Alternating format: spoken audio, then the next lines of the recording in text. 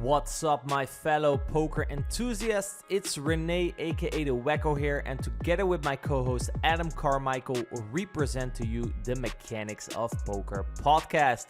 In this podcast, we deconstruct high-stakes poker players, figuring out what it is about them, how they think, what they do that makes them so successful, with an extra focus on the obstacles they faced and the skills they had to develop to surpass them. Over the years, me and Adam have gained a lot of experience in both reaching high-stakes poker ourselves and teaching other players to do the same. We have bundled all this knowledge together in our coaching program, the Mechanics of Poker, which is the most complete poker coaching product on the market. If you want to have a chance to work with me and Adam so you can get unstuck and make more progress in your poker career, go over to mechanicsofpoker.com to apply. But without further ado, let's learn from another high-stakes player's journey in today's episode. Welcome back to another episode of the Mechanics of Poker podcast. In today's episode, we will chat with Germany's #1 all-time money list holder, poker coach, entrepreneur, penguin investor, Fedor Holz. I'm sure most of you listeners know about Fedor and the success that he has, and he has done many podcasts talking about how he rises to the top. However, next to the wisdom we can gather reflecting on his poker career as a whole, in this podcast we want to focus more on recent events after he retired in 2016 and made his comeback again in 2020, and anything that he learned in between, of course. As always, I'm joined with the fittest co-host in the poker industry, Mr. Mindset and Performance Mechanics of Poker coach, Adam Carmichael. Adam, Fedor has been competing in the poker space for, I think, over 10 years now. What qualities or traits does one need to possess in order to reach this level of longevity? I think the first one's got to be a love of the game, a real passion and drive and curiosity to like the game and want to get better at it.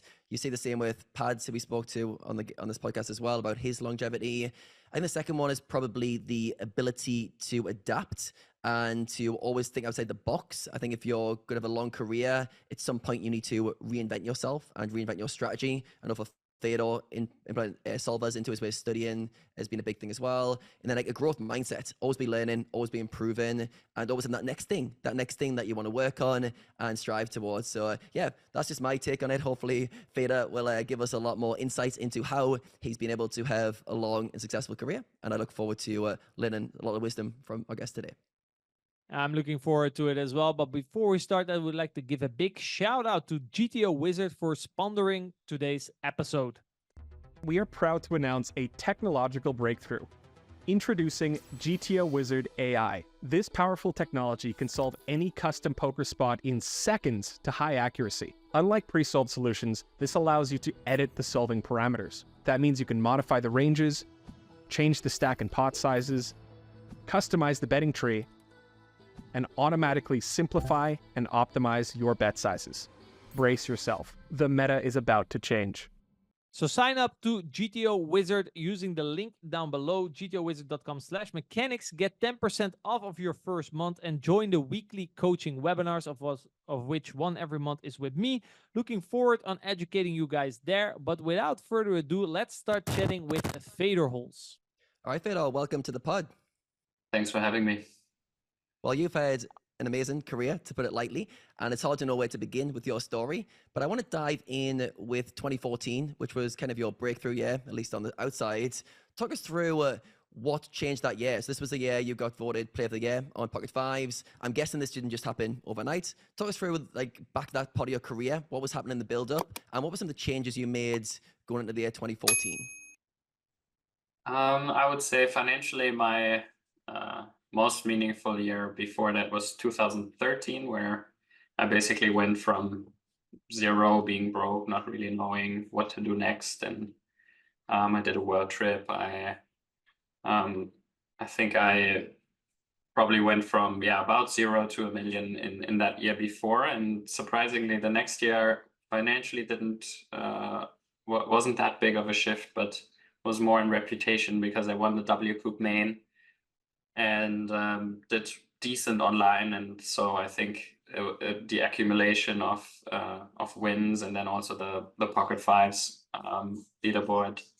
I think I was #1 there for quite some time, so I think that kind of brought me on the map for other online players. So it was, I would say, 2013 was making the money, and then 2014 was people starting to recognize my name and me, and then with that comes, you know, interviews, and I played live, so people start to approach me on the live table. So yeah, I think that was kind of my entry into the high stakes scene, and also connecting more with the international scene.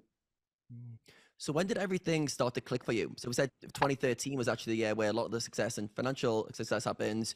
When did things start to come together? So obviously I'm guessing you had a lot of success building up to that, but when did you start to feel like I've got a real big edge in these games and I'm one of the best players in FTTs right now? To be honest, I really try to tell the story in the way that I experienced, because I think it is very easy to give it now a different spin. You know, it's very easy now to just explain things in a way because nobody was there, nobody really knows. But to be honest, it wasn't very fluid. It wasn't very obvious either. I would say end of 2012, I put in quite some work to get better, and I tried to connect with a lot of players, but I was staked and played maybe $50, $60 average buy-in. I think there were players around me that saw potential in me, but in terms of actual win rate on the tables, I think it was okay, but not outstanding. And then I cannot tell you what exactly happened, to be honest. I think between that time, I think a really big shift was, if I could pick up one thing, it was just a mental state I was in. So in 2012, I would say it was more, it felt like the one thing, everything felt optionless, and the one thing I really like, which was poker, didn't work. So that felt very, it was pretty depressing in the sense of there's nothing really out there for me, and the one thing I like, it's also not working. So just this feeling of no outlook.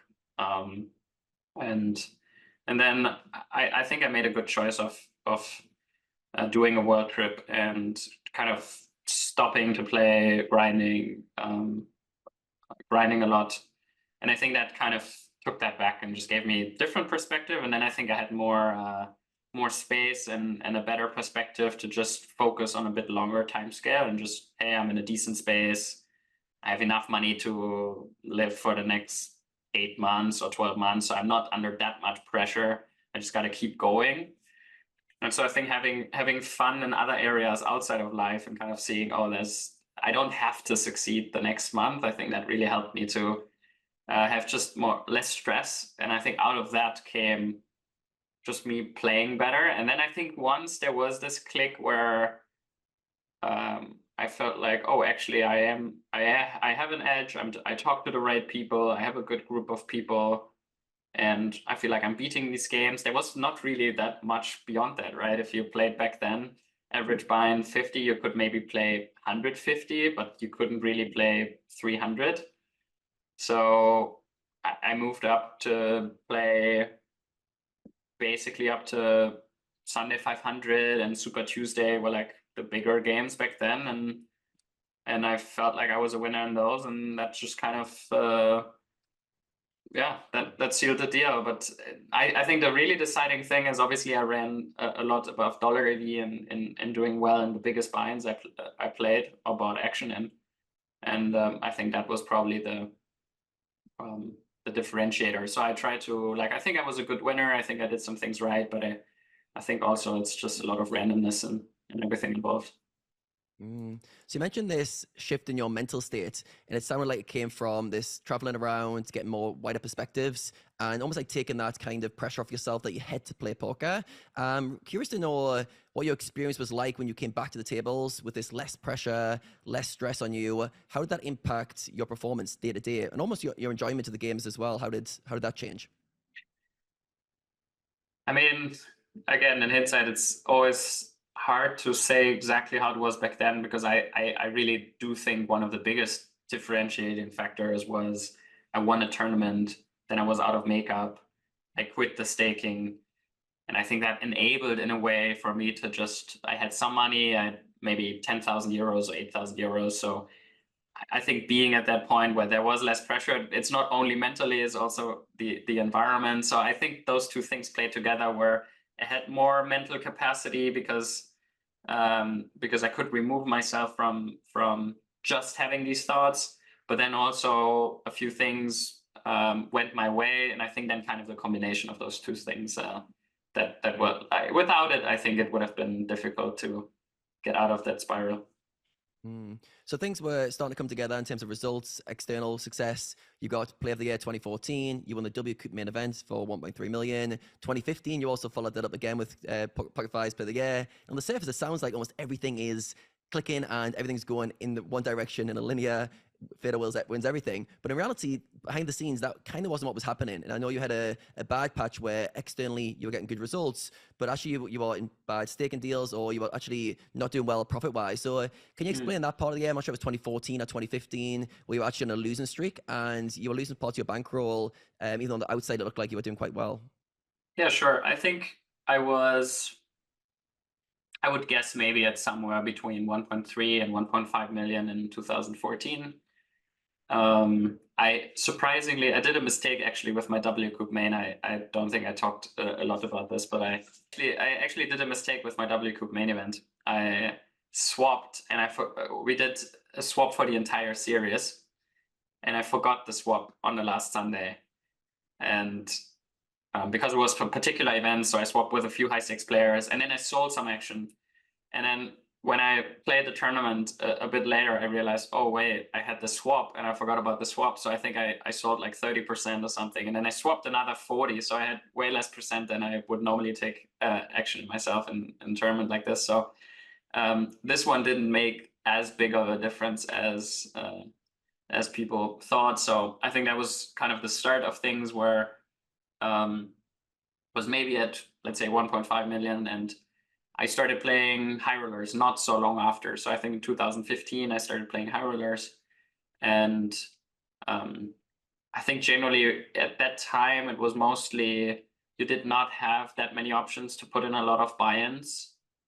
It was or a lot of dollars, so you had basically pretty condensed high rollers, but then there wasn't so much in the middle. There weren't that many 5Ks. There wasn't really any online action between 1K or, let's say, 1K above. It was a few main events, but that's about it.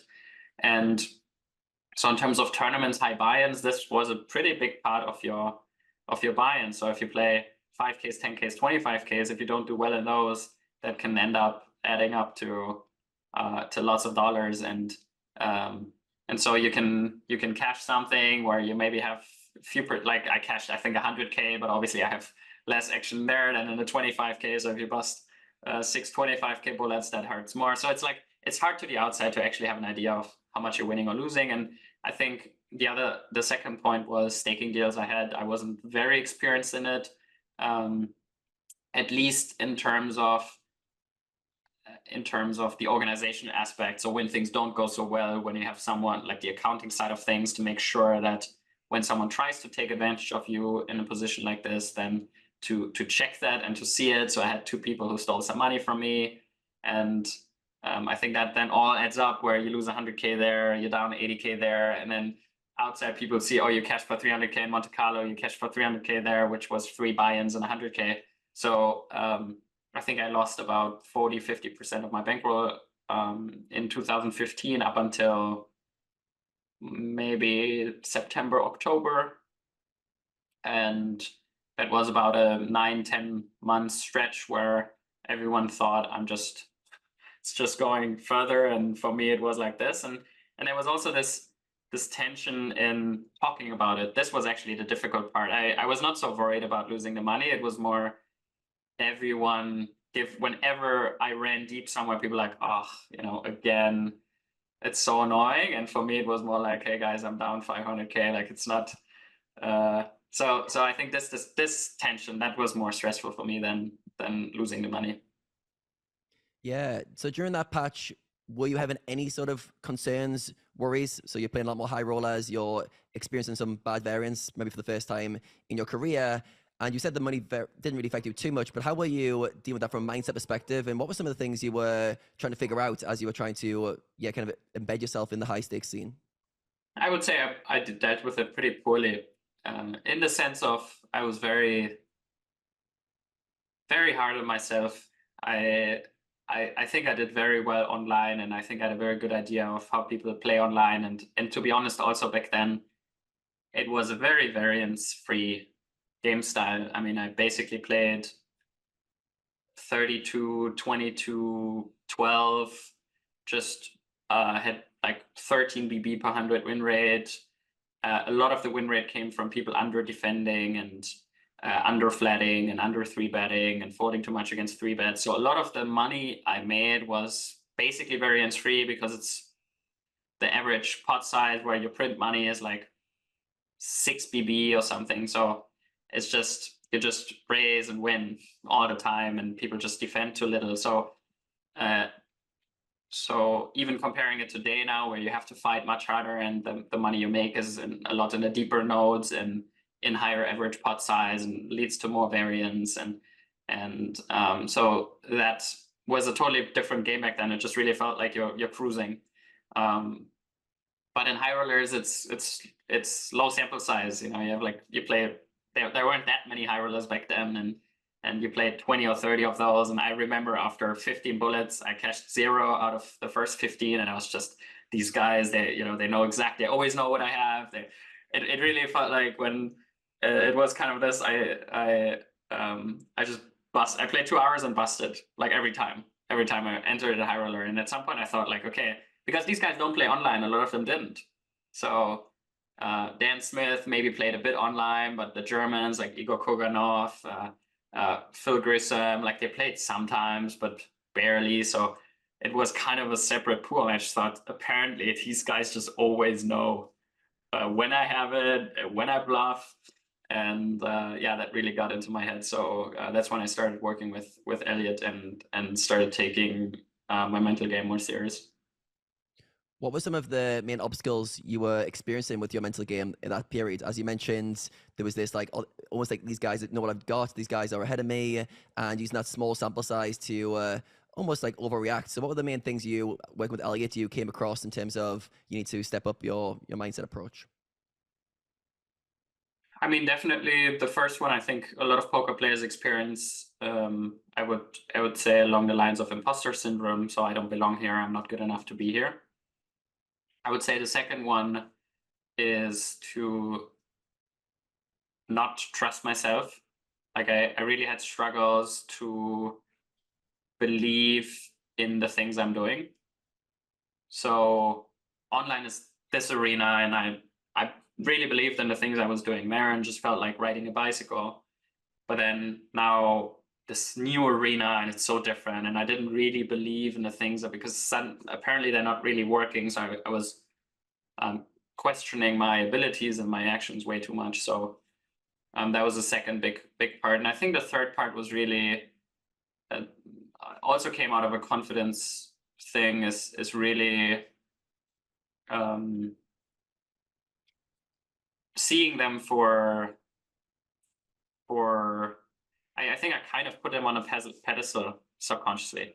Or like these high roller players, they amass millions of caches. I'm this new guy, I have to prove myself. Like I don't belong to the circle yet, you know, like, and just make them human, you know, just, they're also players. They also play online. I can also look at their stats, and how do I feel about, you know, playing against Dan Smith online, and then suddenly it's like, yeah, you know, it's fine. So why is it so different? So I think that was a third point. Just I think I do belong there, and believing that, and working on and why I don't believe that, and then working through these different situations. I think that helped a lot. I love that. How to make them human, and how to bring it back to a game dynamic, which you were already doing very well with online. It's really interesting to hear about you speaking about imposter syndrome, because it often feels like you're the kind of guy who has high belief always. You are like this young 21-year-old, 22-year-old kid, and you were jumping in the high stakes games, playing anyone, and had a lot of success fairly quickly. But at the same time, like, you were also struggling during those early days. And I think some people underestimate how much struggles you have to go through to kind of get those successes at the end. So I'm wondering for you, how did you start to work on the belief in yourself? So you mentioned you were lacking a little bit of confidence at this time. Your results weren't kind of backing it up. What was some of the work you had to do on yourself to realize you belonged there? Obviously, results probably came later, but what was some of the work you were doing to try to build that belief system that you could actually get success in these games? It's kind of silly, but again, I want to give you the most truest representation of what happened. But I think I just really went in there with a very simple strategy: is to get to the point where I believe they're terrible. Mm-hmm. So just work towards thinking that they suck as players. And so my only goal was to just find weaknesses. And I think that's where I spent. So I was very attentive when I played.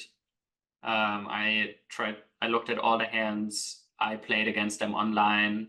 I looked at other hands they played against other people online, like friends, their databases. Back then it wasn't so sophisticated.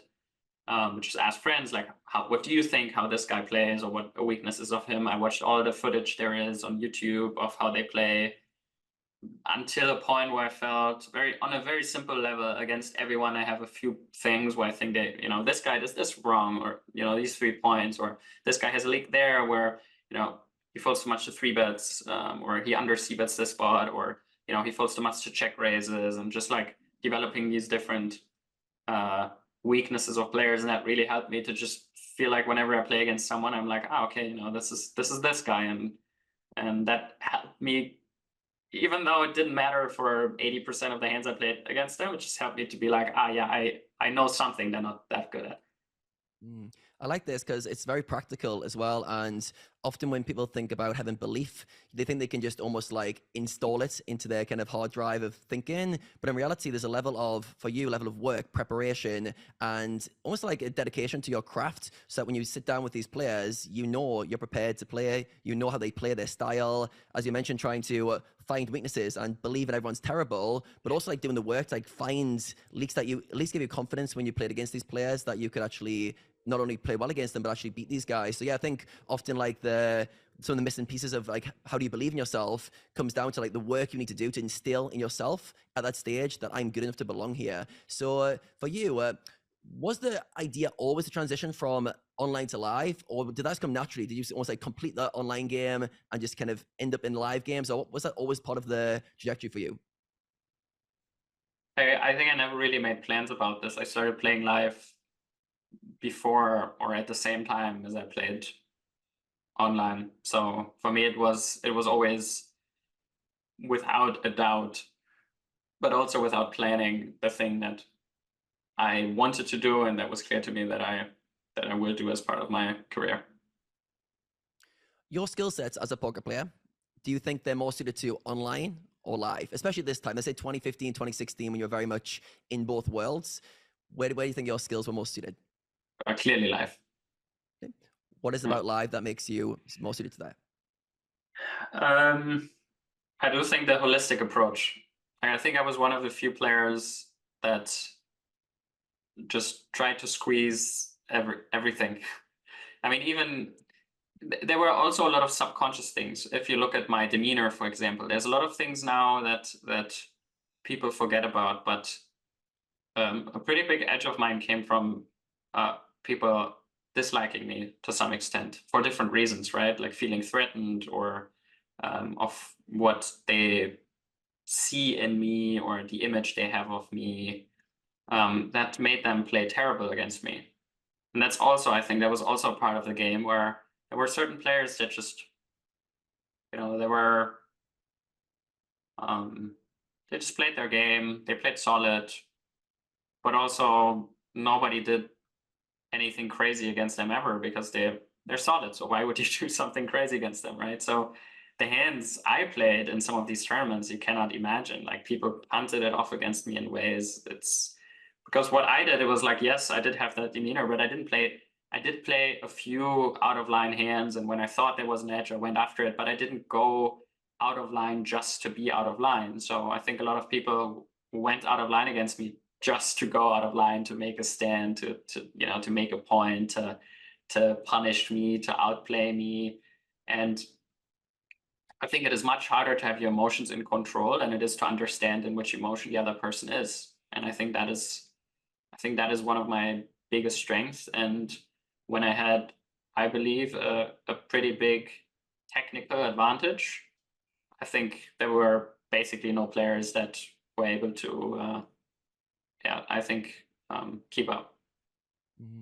When did you notice players were starting to take a less disliking, but also like a fear of you and started to play it back at you? Was that after your one drop win, or when was it when you had enough success that players are starting to maybe deviate strategy against you? I mean, I think one of the things that it depends a lot on the level. On lower stakes or mid stakes, it happened pretty quickly just from already the online background, and one big part I basically don't do anymore today, but also it was different times in 2015 or 14. Live poker was very different. There were very few players who took demeanor and information as serious as some, I think, way more players do today. So I looked at people all the time, and that was for some very uncomforting. So, if you say, oh, this guy's staring at me all the time, I was one of the very few players who did that very intensively. And now a lot of players do it, or a lot of players are looking, but back then it wasn't so common. So in low and mid stakes, a lot of people were uncomfortable playing against me. And I would say in high stakes, it was probably most during the time from end of 2015 to the summer of 16, where the thing that's also not that nice about poker in some way, of course, is someone wins, someone loses, right? That's kind of the thing that's nice, but also the thing that's not so nice is in the high stakes community, you could really tell is when I was winning 20 million, the money has to come from somewhere. So it felt like a personalization as well of me being the reason why others are not progressing in their career or not reaching the goals they want to reach. So that was you could feel that in the room. You're the end boss who's blocking off everyone else from making money in their careers. And that's the thing, it wasn't necessarily this. It wasn't this like, oh wow, this guy's just on a different level. It was more this, oh, this guy's just so lucky. And that's a different, it had a bit of a different, when someone is lucky, it's much easier to dislike, right? It's more, they're just blessed. And then I think there was, in the high stakes community, at least, in that time, it didn't feel so much like, oh, this guy is just on a different level, just better, It didn't feel like the OTB Red Baron. It just felt more like, oh, this guy's good, but he just runs. And actually, you have to see, back then, a lot of people thought I was doing a lot of mistakes. Yeah, so a lot of them thought that I'm way too aggressive. I play way too loose. So from their perspective, it's more I make a lot of mistakes. I play way too loose, and they do certain things better, and I'm getting lucky and rewarded for. So I think it just was a bit of a different narrative. How was this affecting you in terms of how other people were portraying you relative to how you portrayed yourself? So at this stage, you're having a lot of success quickly. Maybe people aren't giving you the respect and credits you probably feel like you deserve. How was that impacting you? Did you have some sort of chip on your shoulder? Did it make you more competitive? Or were you just calm and just playing your normal game? I mean, a lot of it I didn't, things happen so fast. It's so few moments. It's not like I'm exposed to this all the time, but of course, it did something with me. Of course, it hurt me at times. And I think it's not necessarily, I think it's the relative also in the big picture of how much is that and how much are other things. And I think when it really bothered me was, or when I really struggled was when I also felt my personal group is falling apart, where we didn't swap because the difference in markup of how I sold action and how they sold action was so big. It just was difficult back then to swap pieces. Also, they had much smaller bankrolls, so they took smaller pieces, and so it just felt like my success, it's just kind of my success and not a shared success or their success in some way or form. And also when they're doing well, I had a big piece of them. So it just felt like things are going well for me and not necessarily, some were struggling in some ways. And so I could also feel that there was some envy and there was some tension. I think that's what I really struggled with when I felt like, hey, okay, it's on the outside, but it's also on the inside. And the really big reason there was because we're 7, 8, 9 guys, and then we play these 50, 40, 30 runner fields. So, you play against each other all the time. I felt like some of them didn't want to share strategy as much anymore. I wasn't as much talking about poker anymore. And I think that kind of, made us drift apart in some way. And so I just felt a bit lonely, I think. That must have been challenging for you as you're having more and more success. You're not getting alienated, but you're creating a little bit of divide between people around you, both your peer group and the external environment as well. And yeah, it feels like there's less connection and less people wanting to, it's weird because you feel like when you're having success, everyone wants to come along for the ride and you're kind of having more people around you. But for you, it seems a little bit isolating. So how are you dealing with that? Because I can see it that almost having success at some point, you can almost climb so high up the mountain that other people can't even relate to you and where you're at. So for you, how are you dealing with the struggles with your peer group, let's call it, when basically people aren't want to swap with you or to maybe chat strategy as much? How are you kind of internalizing and dealing with that on a personal level? I don't remember so well, but I remember that it was really a struggle for me, and I think also one of the big reasons I quit poker after that, because it just didn't feel worth it, right? It's like when you run bad, doesn't feel great. But it also felt a bit okay when I run really good. It also doesn't feel that great, I made a lot of money now, but I think that the things I interpreted into the good outcome just didn't feel close to as good as I envisioned. So I think the part that it felt like it couldn't go any better, and that is the outcome. I think that was the final, a very clear realization of, oh, if it can't go any better, I know how it is when it's really bad. But if that's how it is when it's the absolute best, like I feel there's not really a reason for me to continue pushing and trying to pursue anything here. At that point, did it feel like you had completed the game on a high, so to speak? Like you got to the level you wanted to, or was the level of a little bit of maybe didn't feel like what it expected to when you got there? How was it feel around that time when you were thinking about quitting poker and moving on to new things? I mean, massive low.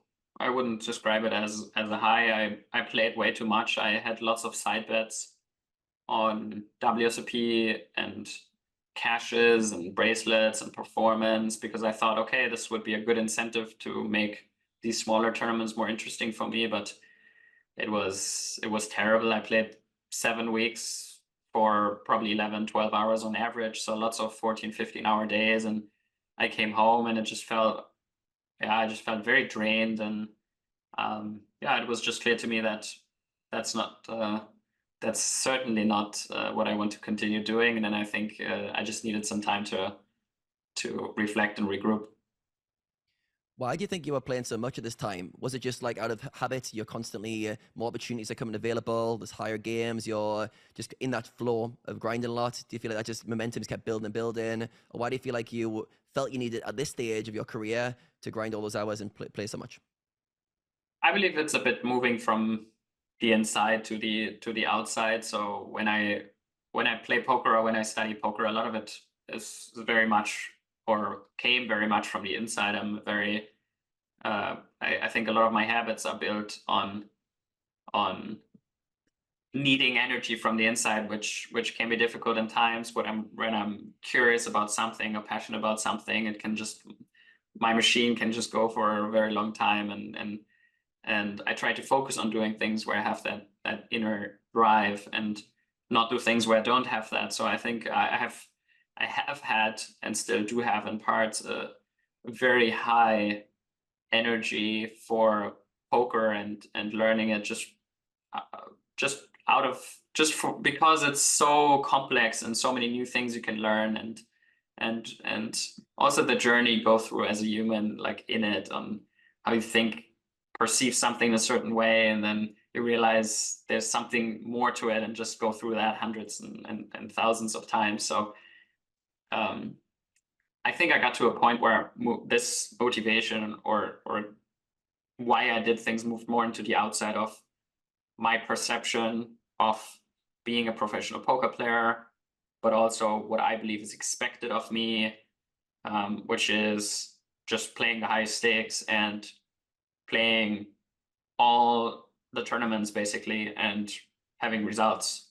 So it wasn't a very conscious process, but I think subconsciously I'm one of the best now. I have to play everything and I have to succeed. And I think that's why I started to build these more forcing environments, right? Like side bets is the same thing as if I bet 400K on cashes and WSOP tournaments. It's just forcing myself to operate in this environment. And I think I didn't have the foresight yet to say, hey, maybe I need a break, maybe I need something else. Maybe let me just kind of see how it goes. I was like pushing hard, very, very hard. And I think I pushed too much. That's very interesting. It seems like somewhere along the way, it went from like internal drives to more of an external perception of what's expected of you. Obviously, you're still driven for your own goals, but it was almost like, yeah, this is what I'm expected to do. Now I'm at this level. And like you said, that there's enough reflection at that time to really figure out what you wanted to do, what the next kind of chapter was. So yeah, I'm keen to pass over to Renes now because he's going to dive into your transition out of poker, then transition back into poker. So over to you, Renes, to dive into Fedor's next stage. Yeah, I wanted to touch on a couple of things actually that you guys talked about. I thought the part where I talked to Dan Coleman when he was on this insane heater, and it sounded a bit like you experienced something different. Yes, of course you were, technically a good player, but like, how much EV do you think there is in like that sort of fear factor? I remember I was talking to Dan. He said, well, if I open on average, people just fold more because I'm Dan Coleman and I'm on a heater. And people are like, well, let's stay out of this guy's way. There's one side. Yes, you're probably going to be in a very confident state. So you're going to play your A+ game most of the time.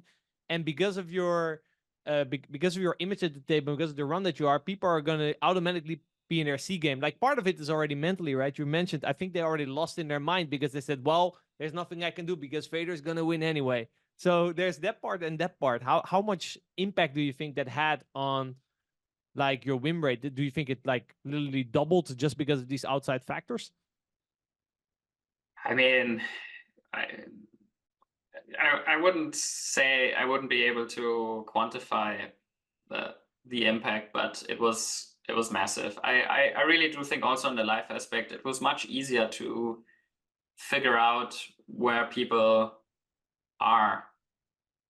Like I'm thinking there's certain things, for example, that I think I can share at some point in time because they're not valuable anymore. But there were certain reads I have on people that were so massive and so clear that I had for such a long time that you could really, I think they had an EV of 10 BB or more against one particular player, and they were just life-based, had basically nothing to do with their game. And those are guys I play against all the time. So sometimes, and now it's much less. I have this almost not at all anymore, because I think when you back then it just, I think people had a certain perspective, but they were also more ignorant to certain things. It's like, oh, it's not really possible, like this type of mindset. So especially the ones that maybe where this isn't their strong suit, against those, I think it can be two-digit win rates you're just getting from either them being in their own head or you seeing something of them that they give away.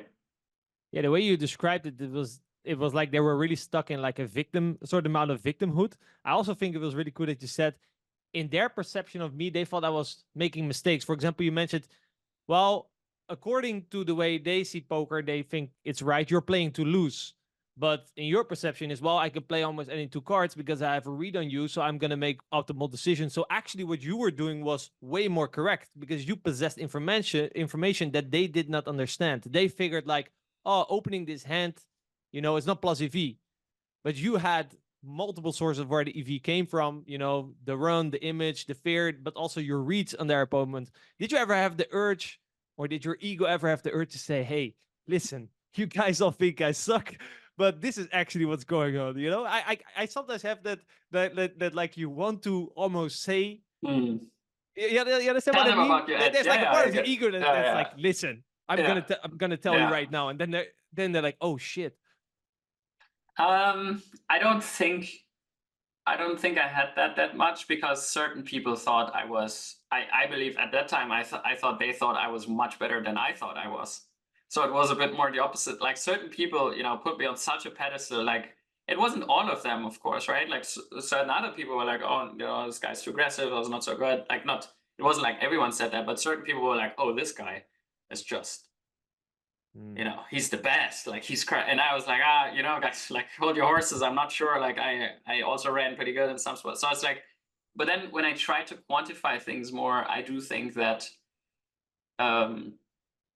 that there were certain things, that very particular things that just based on research and actually very basic math.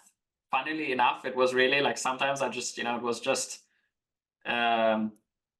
I think I used oftentimes it was really just calculations, Excel sheets, and card runners EV, and just like estimating certain things. And I felt like that was actually really big. Basically this idea of what, like, let's just say a very simple thing. Like one thing I was very crazy about was, what if I open ace-5 off under the gun, for example, right? Like what are all the scenarios that can unfold where in a game where basically almost no one flatted, right? Like there was no flatting, like. Like nobody flatted like under the gun +2 against under the gun. It was like, let's say 16 big blinds or whatever. It was either like you go all in or you fold, and then when someone flatted, it was like the one very obvious combo you like want to play. But so oftentimes it was actually as easy as that. Is just saying, okay, if this guy defends 32% in a big blind, and I get 3-bet, this off my this guy, and this off my this guy, and this off my this guy, you're just like, oh, wait a second, like this is just printing. So as long as no one changes their strategy and start doing, 3-betting more or defending the big blind more, or like this is just massive. So I worked with a lot of things like this, and I felt like a lot of people didn't take this exploit. Like that was the interesting thing for me. There were so few people who started. Like I didn't get 3-bet significantly more than like there were. I think a lot of the thought was, the guy's to lose. I'm just gonna get him at some point. He's gonna give it to me. And I think that was like, there was a certain time where I think that was the mindset of like, these are the charts. This is right, and I just started like to deviate 10% above, and I think it was the correct exploit. And I think like it took 1, 2, 2.5 years. Results, more people implementing it, and then suddenly I think way more, and the meta game switched to like, actually, yeah. But even if you're like, you look around the table, maybe there's a couple of recreationals, you're like, yeah, I know Fedor is to lose here, but hey, it's Fedor. Fedor is on a run. Probably I'll just leave him alone and try to make money of the guy next to me, right? But also, I think also because there was never an explanation really. I mean, I did, let's say 2-3 videos and one at once or something, but I think it was very easy for people to give it different reasons than the reasons I had. It wasn't this like, because you didn't share these reasons that you're sharing now, of course, so they were only guessing why you would do that. And I guess they were quite close-minded back then. Like, listen, the chart says don't open, and you understood more like where the EV, why it's not an open in a chart, and you were like, well, maybe the scenarios that I face are actually different, so it could actually be an open. I mean, the charts had no backup anyway. The charts were just some guy said these are the charts. There was no. Yeah, true. Like, this is also right. People were very stuck in like, listen, this is how the game is supposed to be played, but based on what? I mean, it was basically a good player, like kind of based on experience, just telling you that's the chart. That's it. There was nothing. There was no solvers. You could like, basically what they did was, you work with HRC, you go off the shoving range, and then you just kind of like, with 10 big blinds, you could say pretty well, okay, this is kind of what you're supposed to do. So then, okay, with 20 big blinds, that's kind of what you're supposed to do. But people didn't understand, like, of course, like nobody kind of knew, like, because how could you, how could you know? So I think making this more practical I think that was from like 14 to 16, 17, I think was a very big advantage. And then I think when solvers came around, like a lot of the things that made it very obviously printing got fixed rather quickly, like with 3-betting ranges, defending against 3-bets. This was like basically this was my money making machine, right? It was basically just a first node pre-flop, and then post-flop it was more like, yeah, I had maybe a good feeling, but it was just also just over aggression. And I think that was the money making machine back then. Yeah, I could definitely relate when you talked about basically your confidence increasing when you were analyzing other players. Like I think during the same period, I was playing a lot 3-4-handed high stakes cash games, and it was the same. Like before I would jump in a game, I would already have 5 points that I know. Like, listen, this is where my EV comes from. I'm already guaranteed at least a winner. And then from there, you can just sit down like, oh, okay, well, at least I'm guaranteed a winner because when I raise the button, the guy's folding 50%. So let's start by there, or like blind first blind. You had like these 5 points. I'm like, okay, at least I'm a winner. That gives you like a certain ease, like, listen, we're settled. And from there, you can just flow and play nice poker, and life's good. So I could strongly relate. And then nowadays when people ask, hey, how did you do it? I'm like, dude, you have to realize that, like I said, I could raise button, guy was folding 50%. Yeah, well, what do you want to do? Right? There were like so obvious leaks that like it was so easy to make money. Like the mentality or your approach towards it can still be the same. Only like you said, you have to dig a little bit deeper down the node. Like the exploits aren't that easy anymore, right? The low hanging fruit people fix with solvers because they're the easiest thing to fix. And then the later the street becomes, the more complicated it is to play correct. So I would say the leaks, as you also mentioned, bigger pot size, later streets. That's nowadays when the leaks are more present compared to like earlier streets. So you went in retirement. It almost felt like you explained that you were not feeling good about your stuff, and you almost like, okay, well, if I retire, then at least these feelings will stop. Was that kind of? Am I getting that right? Like, did you go in retirement to avoid the feelings that you were feeling, right? What you mentioned with your peer group, the envy, this was the if this is the best thing that can happen in my career, and this is how I feel. This is not how I want to feel. I wouldn't necessarily say to avoid, but it also felt a bit pointless to repeat something that I went through where I didn't see another option, right? Like, how would it go differently in 2017, right? If I continue now. So I didn't see this, oh, let me make this adjustment and then things, maybe so I didn't see that path. I didn't see a path of, hey, sitting down my poker group and say, guys, let's do it differently. Let's take this approach. So I think because I didn't see a path there where if I would have seen a path of like, hey, I feel much better about playing poker, I maybe would have taken that. But I think that was the issue. And I didn't really see a path. So I don't think I wanted to avoid it, but yeah, it was clear to me I didn't want to repeat it. And then it was more, okay, let me just do something else. I don't see a path there. Maybe I get some different perspective if I pursue a different path. So you then transitioned, I believe, more into business, investing. I'm curious, how did that transition go for you? I know about like Prime Mind, I know about Pokercode, but I'm sure you've done more projects as well.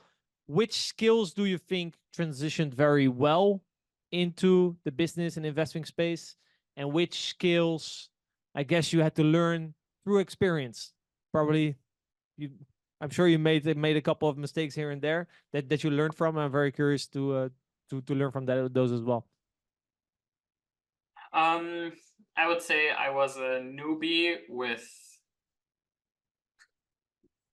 good potential and way too much firepower. So that was really a big issue because I'm extremely curious, and I think my curiosity, it needs to be channeled in the right environment. Right? And so when I don't build that environment, it's a bit like kind of the environment that's just here. If you, let's say, I'm 18 and I get passionate about trading and I have no money and no means, then like my there's no way for me to like just trade with something. Is now was like, okay, where does it get channeled? It's like maybe I apply to like a trading company and maybe I try to learn everything I can, and then during that process you learn, you get more experience, you get better, you start trading a bit, you get more experience and so on. But there it was, now you have to imagine like, okay, what if I transition into trading and I have never done it, and it's like this. So I had to learn to set that environment or set that frame properly for me for the level of experience and expertise I'm at in a totally new area that is manifold more complicated or complex and has way more factors and way more unknowns than the field of poker, which is rather defined in comparison. And I was way in over my head. So was a wild ride in the beginning. You mentioned in the questionnaire that we asked you to fill out that you like YOLO instead of planning ahead, and you're a gambler at heart instead of preferring play things safe. Do these characteristic traits, how did they help you, and how did they prevent you from, straight away having the same success as you had in poker? I remember this question. Probably for the first one, YOLO maybe isn't the right thing. For both of them, it was very close. Like I would say I'm very risk on. I do like to take risk on things that I believe in. But I'd say now, after about 8 years in spending more time in entrepreneurship and investing, I would say now, in like from year 6 on, I would say year 6 on, I felt like there was a shift where I was more composed. Like it was much easier for me to say no. It's easier for me to focus and reduce to the things that matter. It's easier for me to communicate with others. I feel I have more expertise to evaluate things. I have a clearer vision for where to take, and this feels like for me it feels like kind of natural now. But also, if I think about it, I mean, 6 years is a crazy long time. So in that time, it felt more like overwhelmed all the time. Like didn't really have a clear vision. Started things that I realized later I actually that they grow too big, or like I'm not able to handle that responsibility, juggle too many things at the same time, constantly over my capacity. Like those were just things that like happen all the time. So I really had to, I kind of started things out of curiosity and excitement, ramped up, then realized they kind of just, they naturally evolve and grow. And then like, it just started to be too much. And then I had to shrink down. And I feel in this shrinking process of, let me, try to give something away. Let me not try to do more new things. Let me try to set this up in a good way. Let me, learn something. Like, let me be more clear in communication. When all those things come together, now I feel I'm very strict with doing new things. Still curious, but channeling it better. I feel I'm much better at I'm much more realistic also with products. Like if I compare now to back then, I feel like when I look at a product, like I'm much more,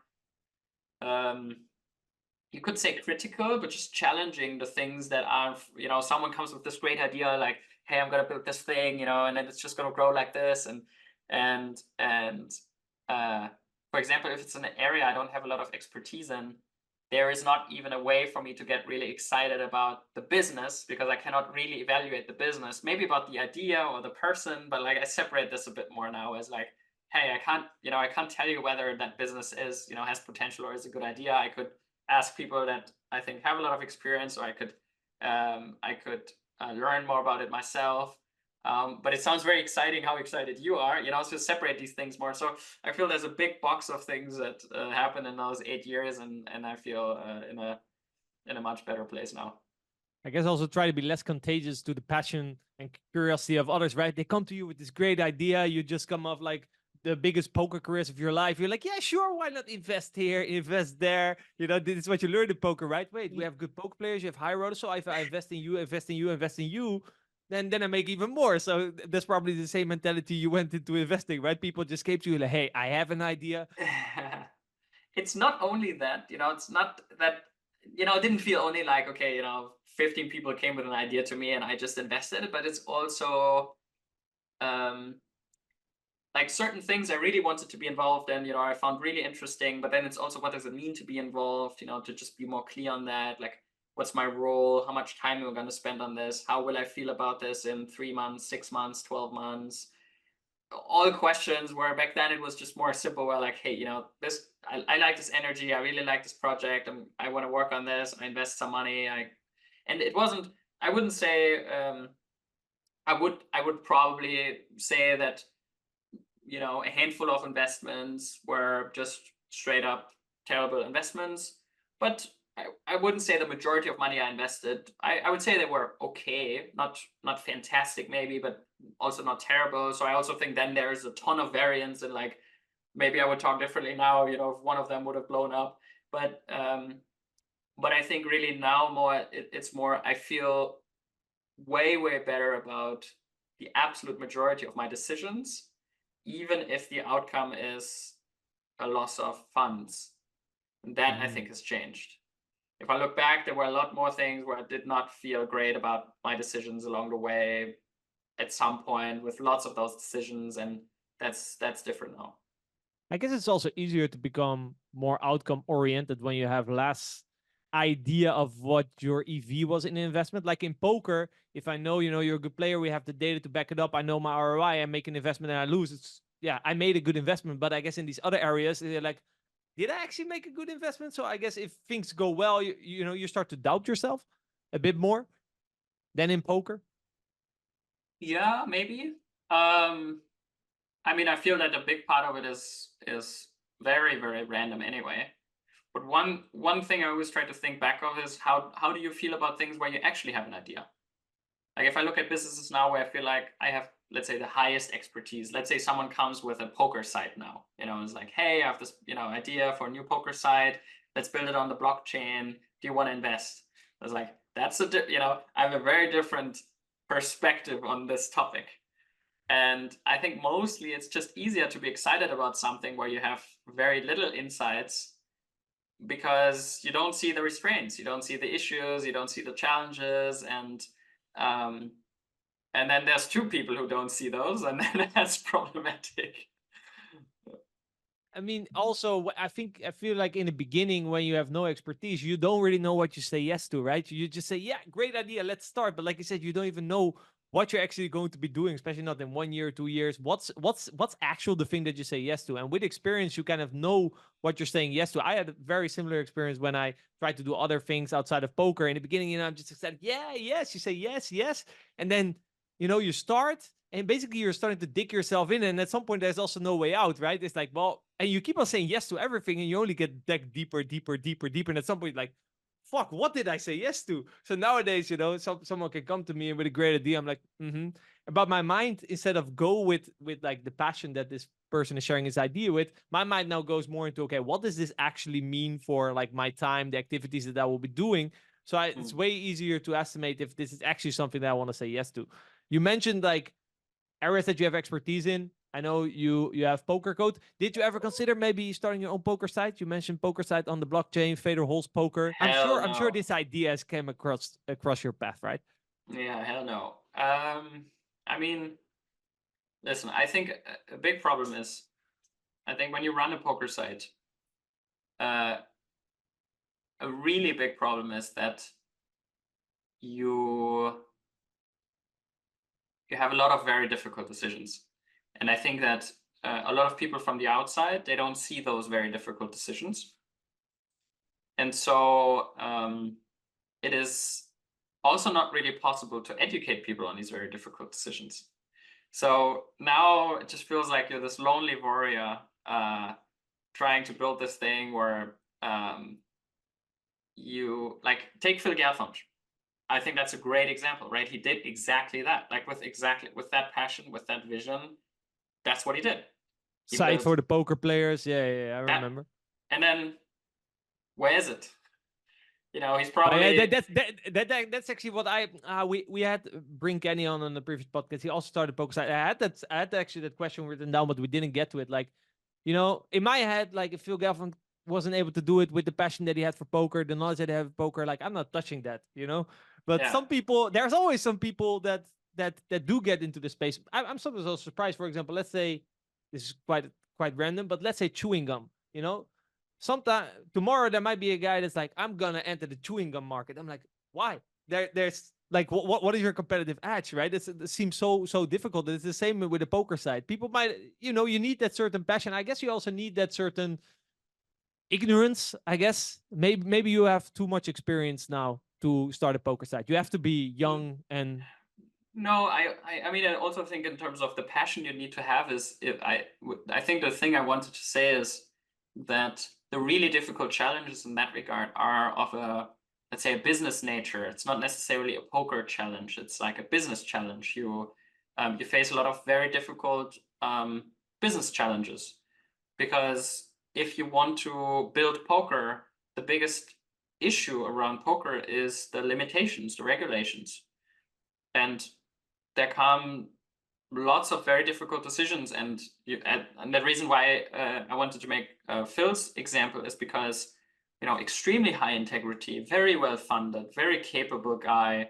I think they built a good product, and now you have still, you know, with all these great starting points, you know, it is still a very challenging task.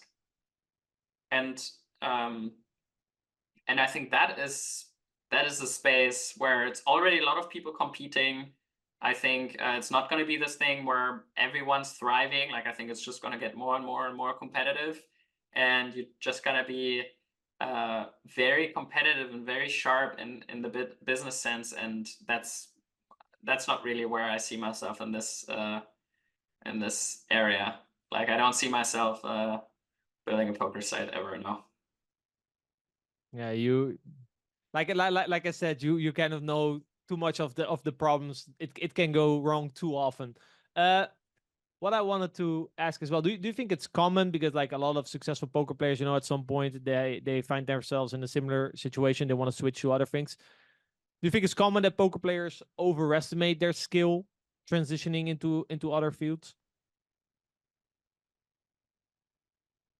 Or what? Maybe I should reframe. Like, what is something they should be, you know, with your experience? What is something they should be careful with? Like, what kind of skills translate well? What kind of skills you noticed maybe? I mean, I would say the biggest challenge at first is to switch at all. I think the biggest challenge I see in my group of friends is to actually make a proper switch and to actually commit to something. I think a lot of them don't switch because it's kind of a difficult field to switch out to, both status-wise, emotional, but also financially. It just is this like thing that drags you in. Where like, oh, but I could be making 200K a year in poker. Why should I? It's like the EV new. trap. Like, on one side, your identity is I'm a poker player, so that's something that you have to let go of. And then the EV trap, they every time compare, well, but my hour here now is X, and my hour there would be 0, maybe, if they start with something. So I feel like it's a bit of an EV trap that keeps players keep on doing the same thing. But it's just on the surface. Like, it's what do you mean with that? It's just on the surface. I mean, it's never really just the EV trap. It's the story you tell yourself that is the trap on the surface you're stuck in, but actually it's always deeper emotionally around fear of failure, or like any type of fear around being rejected, or like I think it always has to connect somewhere to some deeper underlying fear, because the rationale behind if you don't invest the time, your poker hourly is going to go like this, and like other opportunities are going to go like this. I think that rationale, nobody really believes that poker is a better thing for them. It's just easy to say, like, oh yeah, right now, you know, I make more money in this and this. So, but that's, I mean, otherwise you wouldn't be in the first. If you really like poker and you really want to do poker, then you don't even ask yourself that question. That's actually a very good point. One business that did, or at least from the outside in looking, did thrive was Pokercode. I believe it started as, if I remember correctly, it started as you made a course with Matthias, right? Can you maybe tell us a little bit about your experience, how that how that business evolved? Yeah, that's a good example for business decisions. Like, I think oftentimes in business you have to struggle between just weighing a lot of different factors and outcomes, and like I think Pokercode is a good mini example for this, where I started with a course and the course sold very well, but I wasn't entirely like I set out with this idea. There were quite some courses out there, but I watched a few of them and I found them pretty dry, and I felt like it's not like the people that asked me a lot about advice I didn't really feel like they would sit down now and watch this. And also didn't like, for a lot of them, I think it was too technical, like someone sitting in front of a solver, like just with a webcam and just like clicking through different hands. And that was at least how I set out, with a mission of just kind of let's just break down more complex or complicated topics in poker to be just understood by anyone, whether they're higher level or lower level. But I wasn't really happy with the result in terms of how people were, engaging with it, let's say like this. So I think the audience was very broad. I mean, I have basically people from, I always take the skill bar from, like, I basically have people from, 1 out of 10 to people 9 out of 10. And I would say the course now in hindsight is probably more geared towards like 3 to 7. And 8 and 9 out of 10s were like, hey, I was expecting something else. And it's just the way people engage with the course, I was not happy about it at all. So I saw how many people watched and how many videos they watched, and I was just very disappointed. I was like, this is not what I thought about it at all. Like, I don't remember the exact percentage, but I think less than 20% like actually started watching a relevant amount of videos and paid a crazy amount, right? It was like, I think effectively they paid €1,000 or $1,000 or something for it. And then I started to make more content. So I started to make free webinars, and Matthias did some free webinars, and there we saw, actually we have to like just kind of guide people a bit more, because a lot of them, especially when you're 4 out of 10, you're not very structured, and don't really know what exactly you want to do. You don't really know where exactly you want to go. So I think that's when it started to click a bit more around what I actually want to do with it. And I think this really has been more of a passion project. Just it's never really a business I would have chosen for the financial side of things, but the course would have been no effort for me, and just sell the course and that's it. But switching the course into a subscription model was financially a very bad decision, and effort-wise a crazy amount of extra effort. But nevertheless, now after 3 years, I think, now I'm very happy with where we are, because now I feel it's a much better product that gives much more value to the people using it, since it's really more kind of a year-long journey. And I'm very happy about the content we produce, and it's more geared towards not really like high stakes players, but more people who are passionate about the game and want to improve and know the rules and play regularly, but can also be hobby players who just take the game serious and want to compete, or can be low or mid stakes players. So a pretty broad range, but very happy about where we are now. But it took a lot of time, and here we are. For the people listening, like, oh wait, only 20% of people watch Fedor's course. Well, it must suck, blah blah. This is actually very normal for like people buying stuff. People buy stuff. Like, for example, also you mentioned like 1K, our coaching product or other coaching product as well, that are even higher priced. Sometimes there's just people, man, they buy it and they never even watch it. They don't even start. This happens, man. It's really weird. And like, if you look at the amount of people that actually complete it, now in our program it's a little bit higher, because we do indeed, just like you said, we make engagements, we make live calls every month, stuff like that. And also, I think what you've noticed, if you make a course, probably when the course was ready, it's like, it's ready, but I could go on forever, right? That's like my experience as well with making course. I remember I was writing everything out, and then the people that were helping me were like, maybe you should just produce 1/3 of it already and then add the rest later. That's probably more beneficial to everyone, right? And even up until today, I'm like, yeah, but it's not really complete. I need to add things here, add things there. So then you change the model, like you did subscription, or we add like certain more interactive coachings monthly, or I have a spot where I can just unleash my creativity and add extra topics. Because also with your experience, you you have a way better idea of what your community actually needs, right? You went into it making a course with like, well, this is probably what people need. But then you came to the conclusion, oh, wow, people actually struggle with this. I kind of thought that they would know that, or I didn't really realize that this was a struggle that they had. So I think it's very good that, it's good to be flexible and change your business model here and there to kind of help the people and to have a place where you can add more content based on new struggles that arise. So I think you did a good job there. Yeah, I think the number one learning there is, for me, what I will take, I think, very, very dearly into my future and whatever I do in the future. I think that value doesn't equate financial outcome. So so if I compare what I believe the value is we deliver to people right now,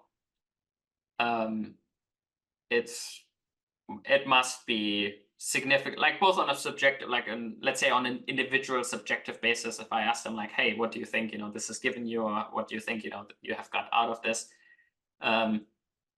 I would say that people get significantly way more out of it, and we make less money than selling a course. And it's more work. So it's basically like you make less money, you have more work. And the only reason is because I feel better about just people having a better experience. And that learning, I think, is it's actually, I think, surprisingly often the case that you have to make this trade-off or have to make this decision, whether you are conscious about it or not. Yeah, in this space, you mean? No, I think in business in general. But I think it's also easy to say, let's say, for example, you're an entrepreneur, you're broke, and then usually accumulating finances is like the primary objective. Like obviously you're already in a good financial position, so I guess it's also a bit easier to make a switch like that, right? It is easier to make a switch like that, but I think it's a bit the difference. I actually encounter this decision very often in a variety of different businesses, because I think often we're just not very aware of it. I guess we're also used to it, right? As poker players, that's just the way our brain calculates. We think in EV, and that's it. Yeah, but often it also comes down to ethics, right? And it comes down to our own values, and it comes down to what we want and what we, how we perceive the world and how we want the world to work. So I think this is a very, very deep topic, actually, and very often much more than just the technicalities. In the end, it's about how you feel about your project, right? Probably if you looked at maybe only the course, you were not feeling as happy about it as if you look at Pokercode now, even though, like you said, it's financially less rewarding and it costs you more time, but at least you have something that you're more proud of. And I guess that's more important than getting X% financial gain of just having a course. And and I think that's also a point and it still makes money. And I mean, why do I have to milk the cow? Like it's just, and it's something that you like working on. It probably gives you a lot of energy as well. I know also, actually, next to Pokercode, to make a little jump, if I understood correct, you have another more small coaching program, like a CFP. I believe I saw on your Twitter, called Soon. What does working in a CFP, like I guess a little bit more of a smaller group, give you that you don't really have at Pokercode? Why did you decide to start another group next to Pokercode for coaching? That is my baby. Also, a good example, like, I don't really care about the money. I also wouldn't really call it a CFP. It's interesting, I realize now when you said it, technically it is one. So the players I work with, they give a percentage of their winnings. But it feels, for me, I mean, it's not like an irrelevant number. For me, it feels more as symbolism. So for me, it's really more that kind of manages the balance in a way. Like I think if it would be free, it just brings a totally different dynamic than because I want them, from their perspective, to also say, is this worth it for me? Is this worth my time? Is this worth my money? And I think it just kind of connects things more and binds it more together. But it basically started where there's a few people I started working with that really more just supporting them, because they were already playing mid-high stakes.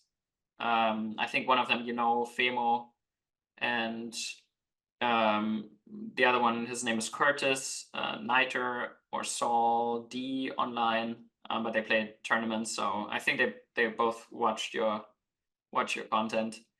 At least they told me about you, and they're both like, how do I describe that? Better. I see, or I saw, the reason we started was I just was very impressed by how they work and how they approach poker. And it felt at this point where, you know, they're surpassing me. And that was just a really nice feeling of seeing that there's, you know, people who are in a position where they're trying to make it, and I can have a positive impact on their journey. So I just started to support them here and there, and we started working a bit closer together. And then I also have a few poker friends that are just overall friends, like Mario Mosberg, for example, or Wushu TM, or Roland Rokita, or Didi Fast. Like, there's a few guys I work with, and I just did a group out of that to just talk about poker and discuss. And so Curtis and Manu I worked a bit closer with. And then I did Grindhouse 3 about 1.5 years ago, where I rent a house for 1.5 weeks, and people apply, and I coach them for a week, and we just spend basically the whole time together. And those are mid-stakes players. And out of those, there were a few guys that I knew from before, and I just had a really good feeling when we were there. And that was basically the start of Soon, because I felt like, oh, these guys, I can help a lot. Like, they're now actually where I can shape the trajectory of their career without really poker coaching, to be honest. Like, for me, it was really more about poker will help, but it's really more about what's your trajectory? How do you map out, how do you envision your career, and how do you pursue this? And yeah, that was the start. That's about 14 months ago now. And we are 10 people now. And I think it's I think at least 5 of those I'm just gonna absolutely murder high stakes tournaments. So I'm super excited. Like, for me, it's like I feel like a father, you know. I feel like I'm so proud of them. It's incredible. Yeah, you have a lot of experienced coaching players. Maybe also to give like some pointers to some of the listeners. What do you think are like very common mistakes and leaks that players have, like that you encounter, that kind of stops them from reaching higher levels of success? Yeah, I feel it's always the same, but always different. Like, the number one thing, we had really big struggles the first 9 months, I would say. And you mentioned it before, is this when you expect something that's you didn't even realize you expect, because you thought it's so clear.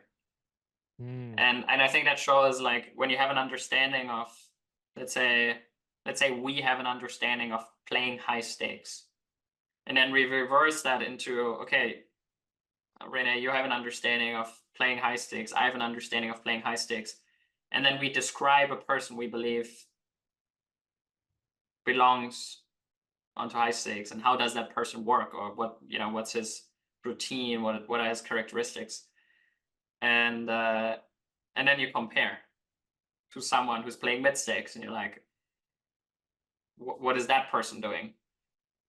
And then when they say, I wanna be the best, you know, I wanna play on high stakes, then you're assuming that they have that understanding too. Because that's what I assumed, is like, okay, you know, do you know what that means? Do you know what it means to be one of the best? You know, do you know what it means, how to work, how much time, like how much professionalism you have to show, how effective you have to work, and what you have to bring to the table. And I think that's where the first discrepancy starts, is expectation and expectation management. It's a very loose sentence to throw around to, I want to be great, you know, I want to be the best, I want to play high stakes. It's a very loose sentence.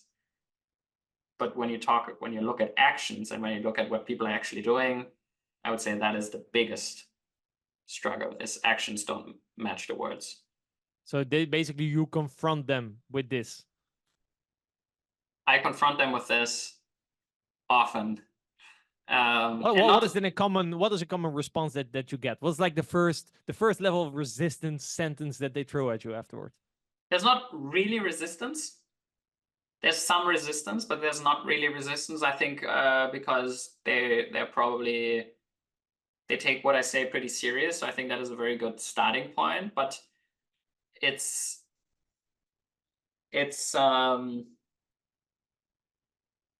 like I think a really big point is, let's say you stand there, right? You look at something, and I stand on the other side, or maybe even I stand on top and I see a bit more. And now the thing in the middle, let's say, is working in a group or having a group of people to work with or exchange. And now that person is looking at that idea, that concept, and is like evaluating this idea, is like, yeah, you know, working in a group is, I have a few buddies. If I grind Sunday, I post a hand in there, maybe they give some response, there's some value, so they evaluate this thing from this perspective. I evaluate it from this perspective and saying, okay, if you work in a group and you're 8 people and 8 people prepare content and every person puts in 3 hours into 30 minutes of content, you have 4 hours of content, you share that content within 3 hours of work, you have you get 3 hours and 30 minutes of other content of people who have put that time in there. So 3 hours of input and higher density of content. You know, now suddenly, if you do this as a routine, if I put in just, you know, this amount of time, if I take this very seriously, I can swap with those guys, I can study with those guys, I can drill with those guys, I can learn with them, I can travel with them. Live poker is going to be. So basically, I see this whole package of like, a group is probably one of the most meaningful and most valuable things you can have in poker, if you find people who are just, you know, willing to commit and can produce high quality output. And they look at it and we're like, you know, a group is like, you know, it's nice to have some people to chat with, but not really. So you already have such a big clash in the understanding of what the value is. So they're not willing to. Nobody is like, why should I, you know, proactively spend 4 hours to prepare something?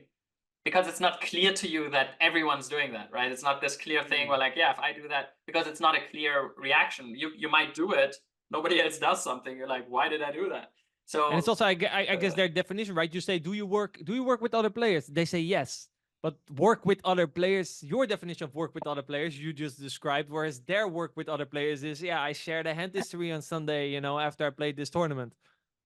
Yeah, or, so you know, a loose review, or like, and they work with players that are, you know, much worse than them, and there's not really a strong ethic, and it's like very loose, and you just hang out after grind, and like, you know, kind of this, like a social, it's more a social event, right? It's more like a social thing, which is also totally fine, and I think those things are important too. But I think in terms of, again, if you're in this mode of, hey, I want to be one of the best, you just you got to increase the intensity of output to a degree where you progress significantly faster than other people in your competition group. And I think we are at a point now, and that's why I'm very excited, because if I open Discord, you know, if I compare now it feels more like breathing to them, where there's like, you know, there's like even this week, you know, there's just constantly stuff today now, and like 1 hour there's a session, like everyone's joining, like people are chatting all the time, like then different time zones. Someone does a study session at 2 a.m. Someone else is joining. It's just like, it just feels like vibrant and something's happening all the time.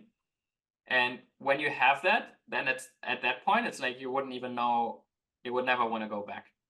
So I mean, it's also, I think it's a good actually pointer for people listening to this pod. I'm sure there's many people that maybe listened to all our episodes, and they probably like, maybe I have a checklist. Yeah, I do that.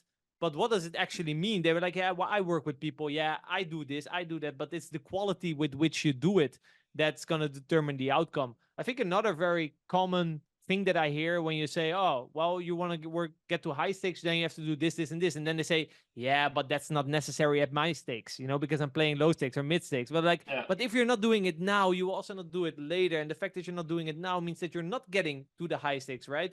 So I think it's always a good reflection that, let's say, for example, someone listening is playing like lower stakes or mid stakes. how would you structure your week, or how would you prepare for a session if tomorrow you would have to play against Fedor, for example? And they might say like, oh, wow, no, yeah, if I play against Fedor tomorrow, you know, then I might skip that hamburger tonight. You know, I might eat something healthy, or I might go to the gym, you know, because I want to feel sharp. Yeah. Well, approach tomorrow like you would play against Fedor. Then that would I think be my advice. You I mean, did, yeah. Go ahead. Yeah, because you asked around. I mentioned one big thing I see in people struggling, or is this mismatch of actions and expectations, and I would say that's probably the major point, because generally I would say people want to be successful for a variety of different reasons. But in poker, I believe you need to, as intrinsically as possible, just want it more than the majority of things in your life. Otherwise, I would say it's almost impossible. Like, I always make this example. I think it is very, very, very important that you don't force this. Because I've also worked with players who have lots of interest, for example. They have a variety of different hobbies. And poker is one of those, you know, like, let's say out of the 5 hobbies that they're very, you know, they love biking, they love skydiving, they do this regular, you know, like, even like, let's say they travel to do this, and like, and then they love poker as well. But, you know, and you also have a girlfriend, and you have a strong social circle, and like lots of friends outside. You went to uni, and you know, like, your family's in Germany. You also love to visit your family, and then I see poker more as a lifestyle facilitator. And that, for me, I think there's always something negative connected with this, because there's always this element, you know, it's just kind of like, it's not the whole deal. Like, you don't try to make. I think that is such a great thing to use poker for. Like, I think poker is such a great thing to do 30 hours a week, or like 25 hours a week. I think it's a great thing. Now, you can make 100K a year, no problem. You will never play Tritons, probably, and you will probably never play high stakes, and you probably never will make 250K. But for, you know, 5 years, it's a great thing to do, especially if you like it. You can travel to a few places. You know, it can be mentally very challenging. You can develop in certain things, and it just has to be clear you got to move on at some point. And also, it's got to be clear it's just never the full-on thing. But I think that is a very important realization that a lot of players struggle with, because it's very hard to accept that with yourself. It's like, hey, you know, this is kind of my lifestyle profession. Then they kind of never feel satisfied, I guess, because then they do spend the things on their hobbies, or then they maybe feel guilty. But I should try to become this great poker player. And if they would then kill all their hobbies and focus only on poker, they also feel miserable. So it's very important, I think, what you're pointing out is that you kind of know what's important to you and where does poker fit in. So is indeed poker just a facilitator for the other things that is important to you? Then that's great. But it's a problem when you do the other things, so you kind of feel guilty that you should spend time on poker. And unfortunately, I mean, the reality of poker is you're competing as other guys, and there's someone there, you know, spending 24/7 on poker. You know, it's very likely that he is going to outperform you. Actually, another point that I wanted to add, you know, like the way you described that you approach sessions, right? Some players might listen, or I guess the majority might listen, but like, oh, wow, but that's not normal. And they would look around, well, you don't do that, you don't do that. Well, if you do the thing, you know, that's normal, quote, quote, you will get the results that normal, quote, quote, aka the results of the majority. And the majority is not a high stakes poker player, right?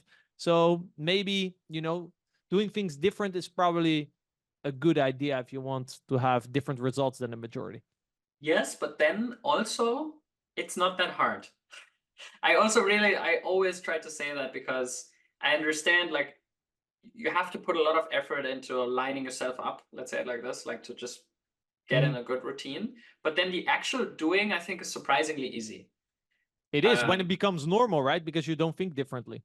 Yeah, but also just the tasks at hand, I think, are not as challenging as in other areas. For example, I think it is often rather rewarding tasks, pretty pretty action-based or pretty outcome-based, where something you learn almost immediately helps you something for what you're doing.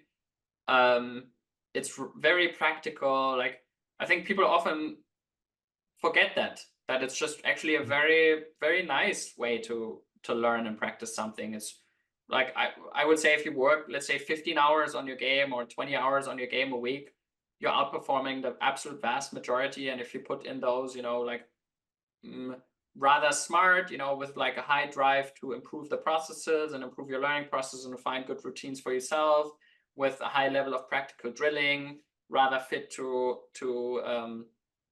practical outcomes in your actual gameplay, you'll make great strides of progress.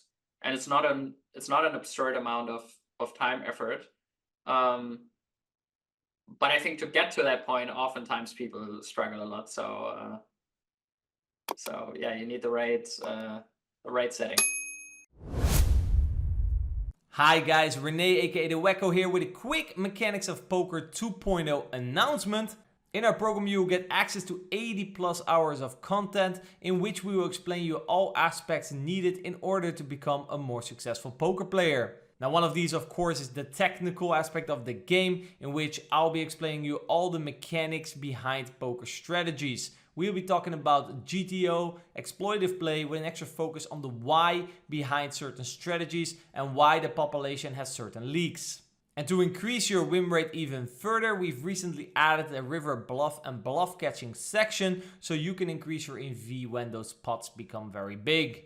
Our mindset and performance coach Adam Carmichael, he took care of the mental game and performance section of this program, in which he will teach you everything you need to know in order to break through limiting beliefs, better handle your emotions, break free from tilt, and play your A game more consistently.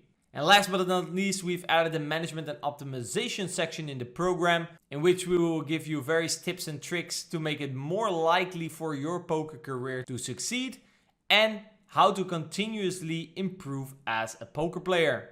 Now on top of that, this concept is continuously evolving based on feedback and suggestions we get from our community. Next to all this content, you will have access to our exclusive Discord community, monthly live Q&A calls, and one-on-one coaching session in which we are going to be reviewing if you have been implementing the stuff that we teach you in the Mechanics of Poker correctly.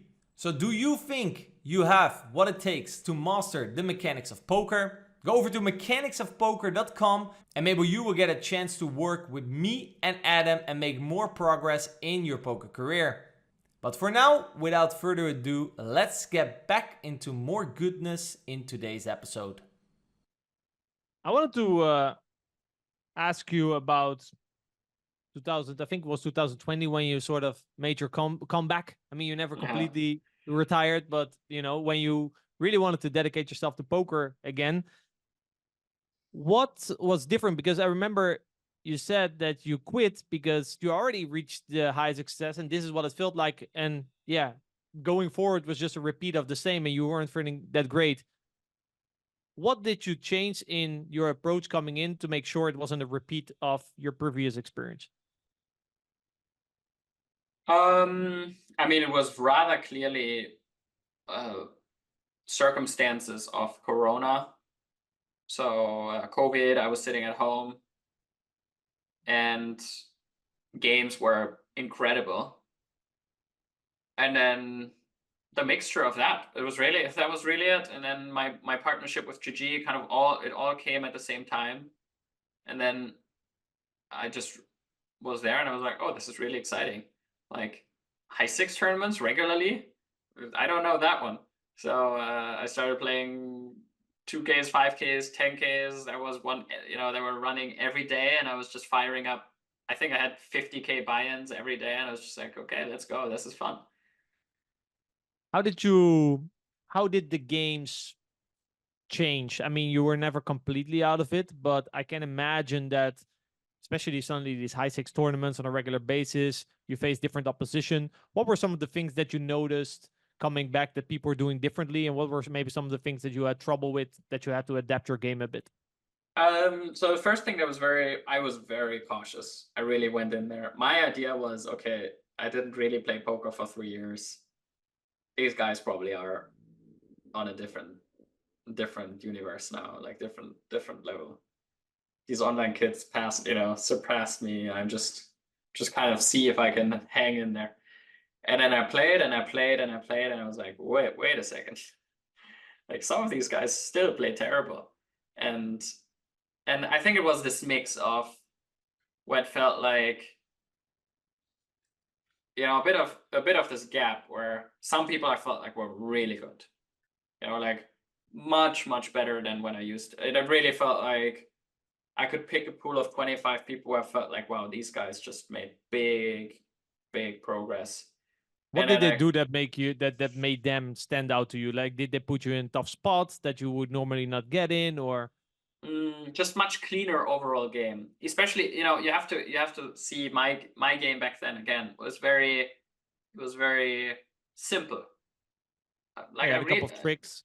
like I really like my game in general. Like I think I'm a smart guy, but I'm not a genius. So it was really more pattern recognition, and let's say it was more. I had let's say 15 tricks, right? It was quite a lot of them were pre-flop, and then it's stuff like check raising was back then a big printing spot in basically almost all nodes.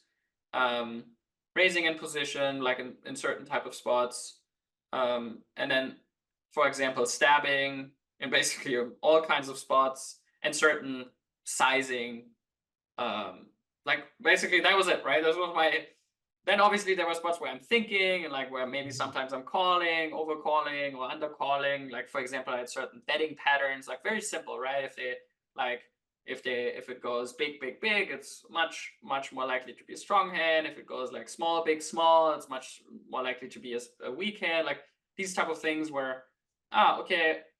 So my game was actually more based on just like a few things that were just making money and then like kind of thinking in between. And now I felt like there were certain players where they cleaned up their pre-flop game, they defended correctly, they found the right 3-betting frequencies, they played much better c-betting strategies, they found the correct check raising frequencies, they found 3-bets against check raises, they defended correctly against check raise. No, suddenly it's like a lot of these very immediate, they found check raises as an open raiser against an in position flat, stuff like this, where this was all the spots where you could just like, just c-bet 80% against an open raiser in position, because everyone's just check folding 60%, 70%, 75, 80.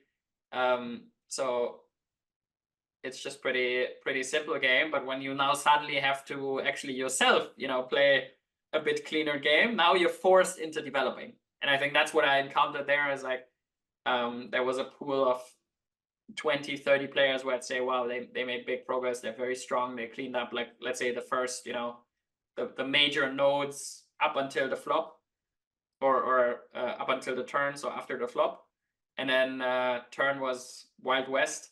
But before that, it felt like they're pretty strong. And then the rest really felt like still a lot of people just didn't really know what's going on. So the fields felt pretty weak. How did you then go about upping your game to maybe match their level and try to go surpass them? And how did that look different than maybe how you would approach it back in 2013, 2014? I mean, just working way more with solvers. I think that's the very simple answer, is just really trying to clean up my game, because that's the hardest thing. That's the thing where I think I could only make big strides now if I actually spend tons and tons of hours in practical drilling. Because there's so many things that I realize this all the time. There's so many things that are exploits that are so practically fixed in my game that I need to like get rid, because it's like also when you play lots of tables, it's just like, oh, this is I'm just so used to this, playing hundreds of thousands of hands with this kind of as the default, that I have to unwind the default, establish a new default, and understand that this is an exploit I still can use, but against way less of the population than it used to, where before it just used to be a 98% exploit. Now it's like a 60% exploit. And that's a massive difference, because against 98, you don't care if the 2%, you just do it anyway. And against 60, you lose money if you do it against everyone. So I think that is probably the hardest. So I had to clean up my game in tons of nodes where I was just overly aggressive, where now the meta game shifted more into people just being super sticky. So it's a whole different game. Does that discourage you, or is this the type of competition that kind of fires you to put in the extra hours? It encourages me, but the thing that's a bit unfortunate is it's less fun. I think there's certain things to make chips that are more fun than others, right? It's just not really. Let's say you play against a fish who's just way too aggressive or way too cally and basically all lines. It's just not really fun, because what you do is you wait for good hands and you just get all the money. So that's a bit how it feels. It is fun to find thin value bets, I think, because that is really, you really need to use your brain to structure your ranges in a way where you can end up with more hands to bet for value in spots where people end up polarized and overcall. But it's also very challenging, much more challenging than just putting on random aggression. And the part where when I feel like people overcall me and I just have to reduce bluffing frequencies, that's pretty boring. Like, I enjoy this much less than people overfolding and putting, because you just win more pots, right? It's no, yeah, I get it, right? You win more pots, so yeah, you're more satisfied. So it sounds like deviations from the solver, I guess you can take more pride in it yourself. Like, oh, I could now just follow theory, you know, and then make money by me just playing solidly, but you take less ownership. But when you deviate from the solver, like a thin value bet, and he calls you with a hand that he shouldn't be calling, that's the moment where you're like, you know. Yeah, I like this brain versus brain activity. So when that shows results, that feels very very fulfilling. So could you maybe clarify? Because actually I saw that, I wanted to touch on this as well. I saw in a recent tweet of yours where you mentioned cherishing poker in its purest form, mind versus mind, and now you mentioned brain versus brain. Yeah. I mean, we did talk on some topics, and I think you kind of said like that is brain versus brain, but maybe I didn't really follow. What is brain versus brain? And how is that different than, for example, using HUDs, MDA, solver strategies? I mean, like, the reason why I say that, because I think it's let's say if you give someone a chart, it just becomes a technical execution, right?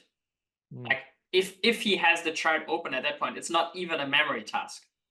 If right, like, one thing is if someone looks at a chart and is like, you have to memorize. He cannot screw up. Quote. Yeah, and I think that takes away, like, it's, for me, poker is not really about technical execution, like who clicks, who makes less mistakes looking at a chart and clicking that. That for me is not really the nature of the game and how I got to know it, and also how I cherish it. So that for me should not exist. Like, I think there should, for me, nothing where you look at something and then just have to execute that. That's the first part. But then, I mean, kind of the reduced part of that is, I just think like gaining advantages that where there's not a clear line what is ethical and what is not, or at least like there's maybe a consensus of what is ethical, and then a lot of people don't do that. I think that's also I personally consider that cheating, and some things are not as defined, right? Like, it's very difficult to say because the word is defined, but where does it start and where does it end, or what is it and what is it not, right? Like, yeah, there will always be gray space, right? So if I like, my personal opinion is, if I analyze my database, that for me is okay. So even if I help you analyze your database, also that for me would be okay. So if you come to me and you're like, hey, Fedor, you know, I played 300,000 hands. Can you help me find advantages against these players I'm playing against?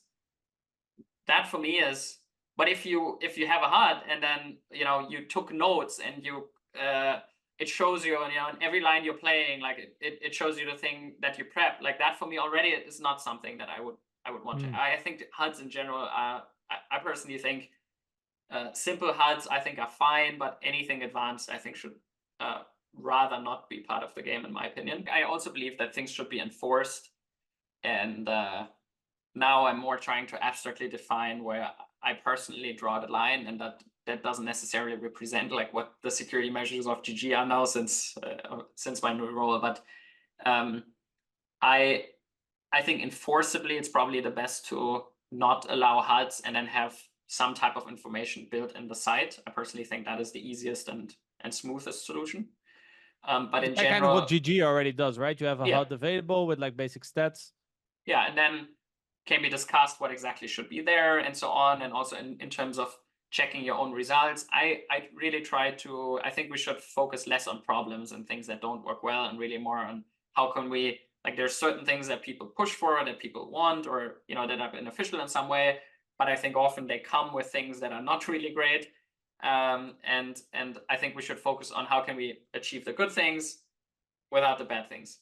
And I mean, if the solution was simple, then we all would agree Then it and would- all sides would yes. do the same thing, right? So, like Yeah. in my opinion, for example, actually, I think like HUDs data I think they actually kind of cherish the mind versus mind aspect of poker, because I feel like if you would work, for example, if you would remove HUDs and have no information, you're kind of forced to fall back on playing solver strategies. Like, oh, I don't know who these people are, I don't know how they play. So what I'll do is I'll fall back on solver approved baseline strategies, and then I'll execute. For me, that kind of, for example, anonymous games, I don't like. I want to know who I'm up against, right? Do you maybe agree with like anonymous games being not the way forward, because it kind of forces that type of thing?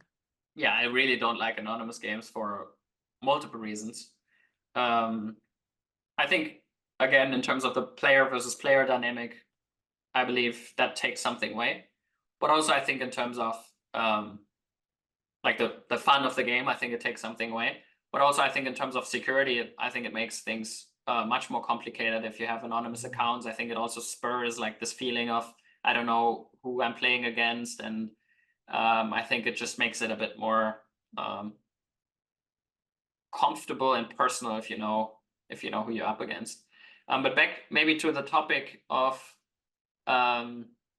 data, like I think the real problem, right? And I think that's what I also want to focus on, because if we try to find like solutions that just address everything, and are like extremely long term, then we miss out on the things that in the short term are problematic. And that's what I try to focus on as well, we should have these discussions about the general topics and the long-term solutions, but also about the short-term solutions. And I think in terms of MDA and billions of hands being used for data analysis, I think the main use case right now, I would say, is very clearly net negative and very predatory. So the two main use cases I would say is, A, on the one side, is that stables, and I know particular ones who utilize that, is that they just teach hundreds of players on mid stakes certain strategies, and they just slave away and click these type of strategies. And I think that's just very bad for the economy of the game. And a lot of them have been removed already, but still a lot of them are playing, because it's just very hard, right? You can see certain strategies, and I can probably say, okay, there's a high likelihood that's based on MDA analysis this type of group has done, but you haven't found the guy using a certain chart, or like you haven't caught it. So it's like already there it begins, right? Like, based on what do you want to exclude people? And that's when it becomes a really complicated topic, because what is okay and what's not okay. But I think in terms of the impact on the ecosystem, there I'm pretty firm that I don't think that's a good thing for the ecosystem. I'm not sure if other people especially think it's a good thing. like would you agree that, let's say, for example, if I would come up with my strategy, and I start executing it, it's not really a problem. But then when I teach like 200 quote unquote slaves of me, do this in every line, and I put 200 accounts in the game, then it becomes a problem. I believe so. Yeah. No, that I think makes sense, but it doesn't really take, because I for example, I do actually I do think actually the whole data approach it does definitely trigger my curiosity coming up with strategy and stuff. I find that very, very cool. But I agree that it has this downside and that it's probably not good for the ecosystem if we then put 200 quote quote robots in the games, right? But there's a bit more to it, right? Because let's say even on your level, I think also there's a very big difference if let's say you have 5 opponents or 10 opponents you play against all the time. I think there's a very big difference whether you have all hands this guy has played the entire last year, or whether you have only the hands you have played. Oh yeah, I agree. Because the hands you have played, he also has. And I think that is, like, that for me is the easiest way to just have a level playing field, because that to me seems like the logical thing of you have the hands you have played, he has the hands he has played.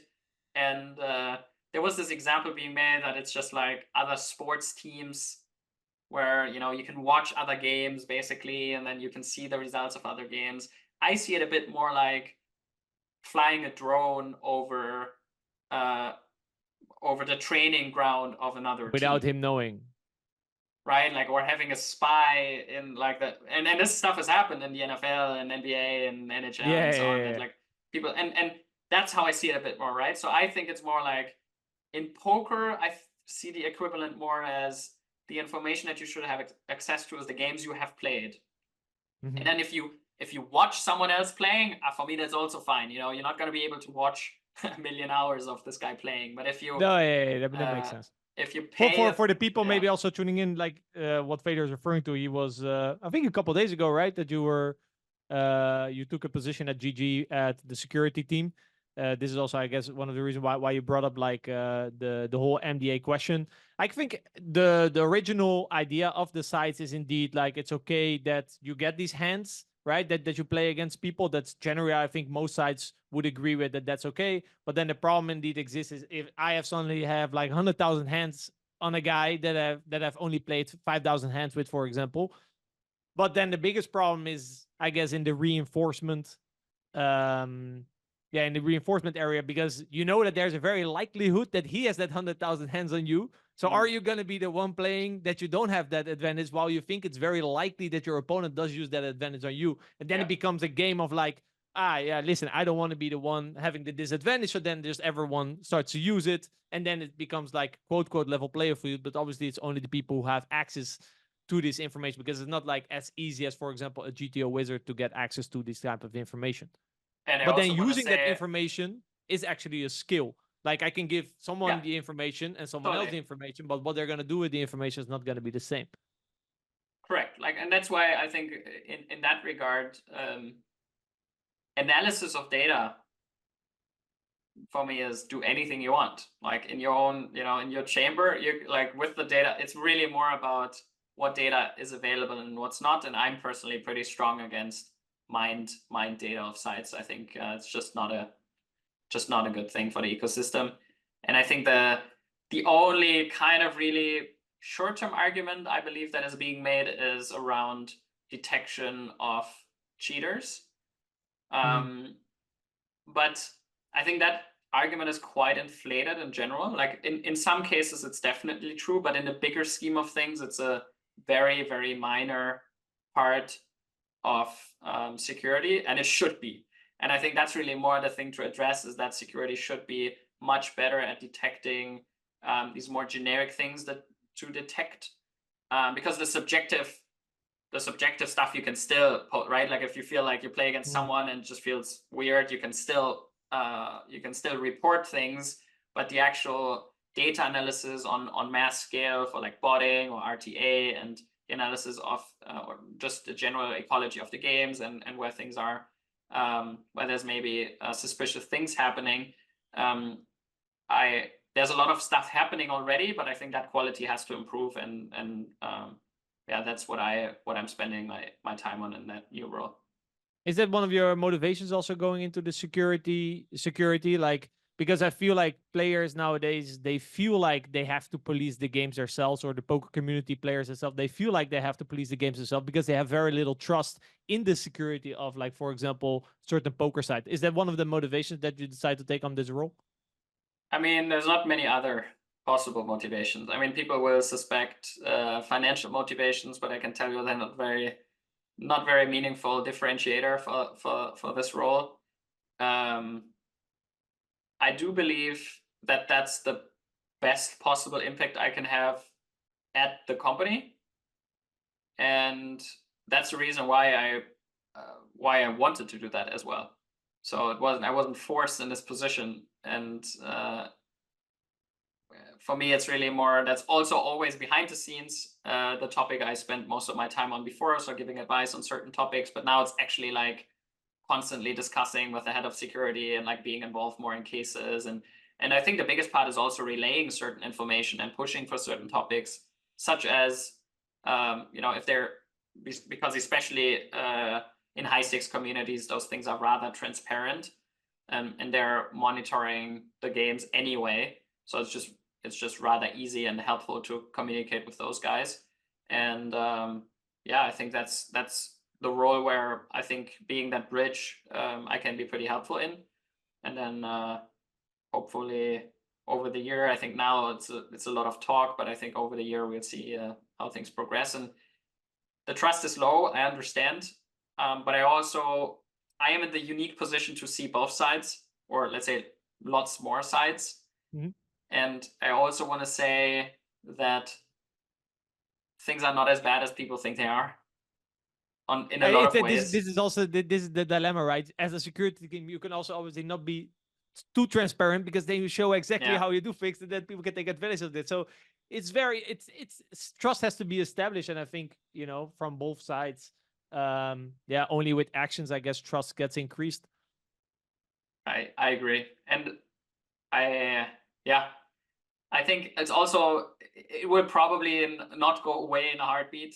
I think people will be suspicious, and there's obviously also quite some echo chambers where certain misinformation is being repeated and being spread. There's a lot of things on Twitter where I would actually say, from a personal perspective, the hardest part is the public communication of, for example, people posting on Twitter. A lot of it is more in the, let's say, on the negative side, or on around topics where you would need to discuss, and that's the hardest part for me, is to not engage in every discussion, because then otherwise I'd spend 6 hours a day on Twitter, and also I feel a lot of this doesn't lead to much. But for example, what I really would urge people looking in from the outside is that there's always a second side to it. Mm-hmm. And there's also a lot of people who have high incentive for certain things that are maybe not aligned with yours. If someone is making a post about like something not being allowed, or rake being too high, or anything, maybe they have an incentive, maybe they have something to gain of this not being the case. Of course, I want to pay less rake. Yeah, but that's really important, I think, to also see the other side, where I mean, rake is obviously a very complex and very sensitive topic. Also, it also feels like you get thrown under the bus for basically anything you say on this topic. But I think just because this topic, I think Nick Howard posted about this. I'm not sure if you've seen the tweet, but this is a topic where, I mean, of course he doesn't want things to be less transparent, because his business is based on transparency. Transparency on data analysis, right? That's his business, as far as I understand it. So of course he wants data to be available, and I understand that part. And I think on the second side of things is what he presents. I personally think that there's quite some stuff being left out. So the image that I perceive of this message is, if I would read it as someone else is like, oh, these games are unbeatable. It's like, but then the counter question: why would someone play 1.2 million hands if he loses 2 BB per 100, right? That seems, why are all these smart guys playing millions of hands on the site with other sites as options, where NL1K is not a thing of an impossible thing to find volume on other sites. So what is the site offering, or what are maybe the things that are not included in this? And I think he did it intentional, because of course he knows that the effective rake, or like when we talk about rake back, or when we talk about leaderboards, which is also effective rake back to some degree, when we talk about marketing being spent on when we talk about the quality of the pools or the level of the pools. So when we take all these things into consideration, it now becomes a much more tricky net of different variables. It's very hard to satisfy everyone. You lower the rake, you have less marketing budget, you track less good games. People complain, oh, the games were so much better back then. You know, it's like it's hard. Listen, it's going to be very hard to satisfy everyone. I think there's also going to be a lot of people that are just never going to be convinced, right? You can fix the majority, but they will pick one case where it didn't happen. And they will use their confirmation bias. You see, security sucks. Like most likely from both sides, you know, this is going to happen. It's I'm like I said, I'm in for a treat with this. You're in for a treat. Like I said, don't waste. Try to find people to discuss with. I guess communication from both. Find certain players that are willing to represent the poker community as players. Certain people like yourself to represent the sites and have a discussion and have both teams understand the perspectives. Like, okay, your intention is that you would just want to be as most profitable at the poker tables as possible. Maybe that's not necessarily our main concern, right? So let's try to talk in a way that we understand each other's objectives and see how we can, you know, work together in harmony, so to speak. Adam, do you have any things that you would like to add to this conversation? I actually had a really good question from my community when I said I was going on a podcast with you. And one of them was, if you had to start from zero, how would you approach poker differently today to get back to high stakes? Let me think about this one. I think this is a very common question. I think I've also answered it multiple times already, but it's a good question, nevertheless. I do believe that what I would do right now is kind of what I'm doing for soon. So I would find a group of people that I believe have the potential to play high stakes. I think this is a very subjective thing, but I put a lot of emphasis on the quality of output they produce. So the thoughts they have, the way they talk, the way they communicate, how they produce content, how it feels to discuss with them. That's very important to me. I think we have a very high level of discussion and output in our group, and that's always been, for me, a very important part. So I would surround myself with people who I feel like the quality of the output they produce is very high, and they have a lot of potential to, and drive to achieve the same that I want to achieve. And then I would be very rigorous with grinding. Like, I personally think that in the current landscape, I would probably spend 60% of my time with study and 40% of my time playing. So I'd probably play 2 days a week. For me personally, it would probably be Thursday and Sunday, or 1 day a week, only Sunday, depending on how I feel. And then I'd drill a lot. Of the other 60%, I'd probably drill something between 50 and 80% of the time. And I'd go extremely heavy on sub 60 big blinds, mostly sub 30, sub 40 big blinds.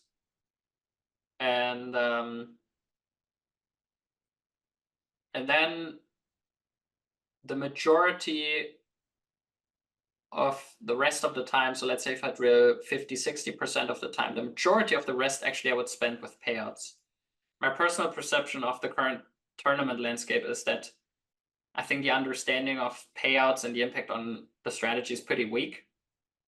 And the really funny thing, and this would probably be the only thing that would make me very excited about poker. I think the number one thing right now to get a significant edge is the solver outputs for payouts and the impact on the game, in my opinion, are very bad. Kind of like the ranges from the guy in 2014 on Poker Strategy. And I do believe that the next breakthrough in this regard will be based on AI models calculating outputs, because I think that what you have to do is you have to look at strings of dozens and dozens of hands that happen one after another that lead to the final outcome, which is placement in a tournament. And you have to look at that and not the dollar value that the ICM model allocates. And I think that will be, once that starts to get better, I think the outputs we're looking at currently will shift a lot again. And I do think that right now, the meta game, in my opinion, is leaning more towards, I think people are slightly too sticky on average, and people are slightly too aggressive on average in some spots, not all spots, but in some spots. And that makes a leaning passive approach, like let's say a tight aggressive approach, in my opinion, to be the most profitable right now. And that, that in a nutshell is my, if I would go about it again right now, I would take all those things together, have a group, be very diligent with study, drill a lot. And then when I have like those drills, I would try to become very sharp with like create a new philosophy around where I think the bias of the current model is leaning, and then to kind of counterbalance that. And that would be my approach. So this new idea, I think, is very important if you wanna make it to the top. If you don't have any new ideas, I think you're not really gonna make it. Wow, what a great answer. Very well thought out. And I love how structured it was and even quantifiable in terms of how you were dedicating your time to certain things. So thank you for sharing that. If someone was going to take that and write it all down and try to implement that towards their own approach to poker, what would be some of the mistakes or potential misapplications that they would have to be mindful of as they're trying to progress? They're gonna drill poor stuff. This is something I cannot really explain, I think, because it's probably one of my biggest strengths, and one of the things I've often seen other people struggle with is this: where should I put my attention? And for me, it's just I have this built-in sensor that I trained a lot, is where my attention is leading to just the most interesting things for me, and often the most interesting things also seem to hold the most value for me. So I think kind of training that nose is very important. Like I get a bad feeling when I spend my time on something I think doesn't help me progress.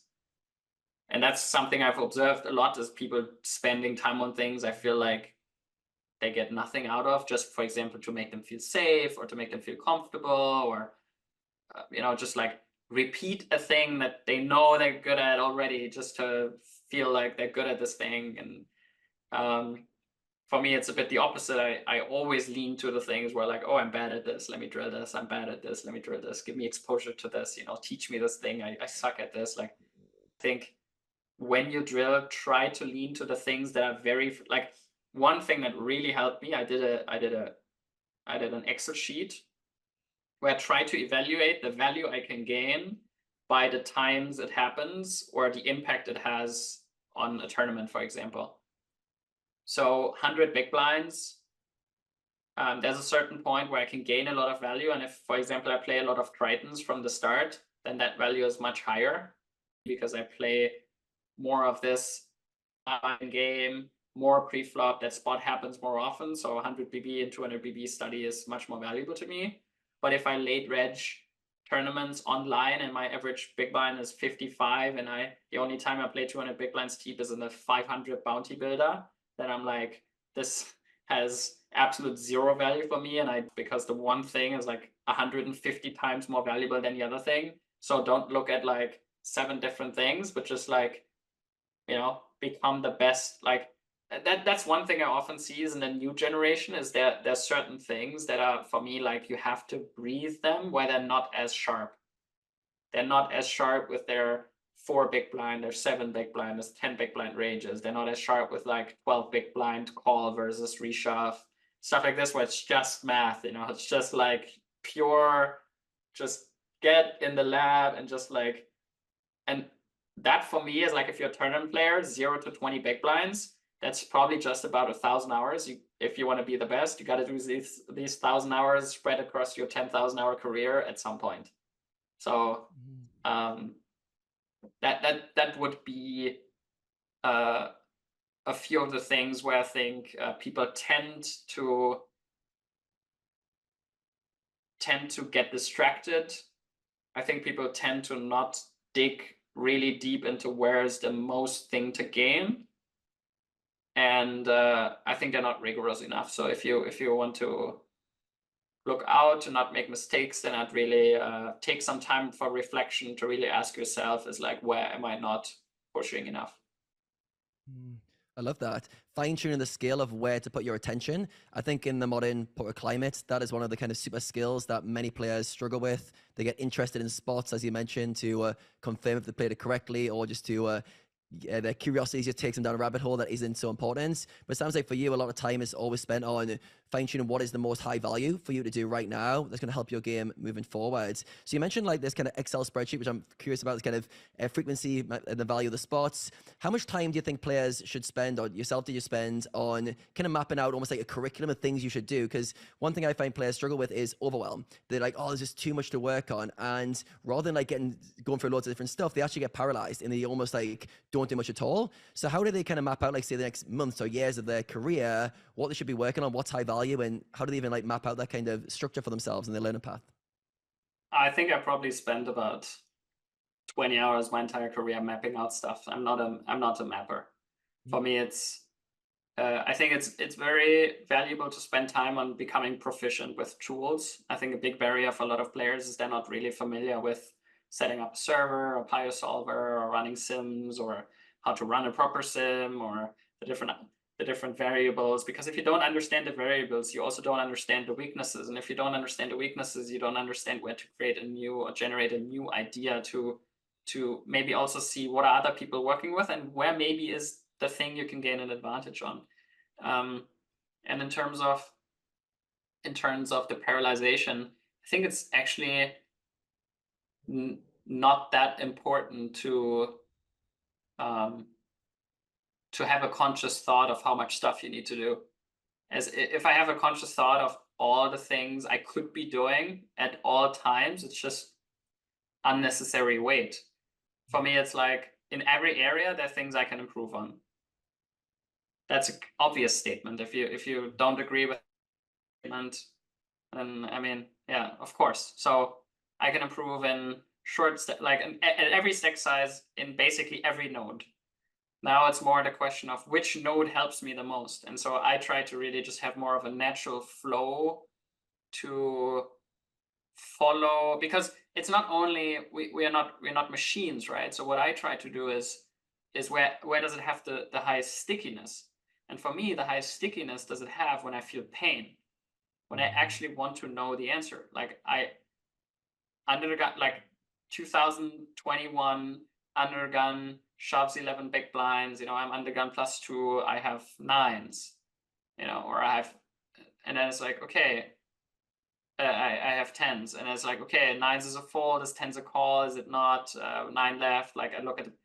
But if I don't feel that, if I just run the sim in HRC without having this pain, like final table, like I sit there in agony thinking like it's probably close, is it losing, is it winning?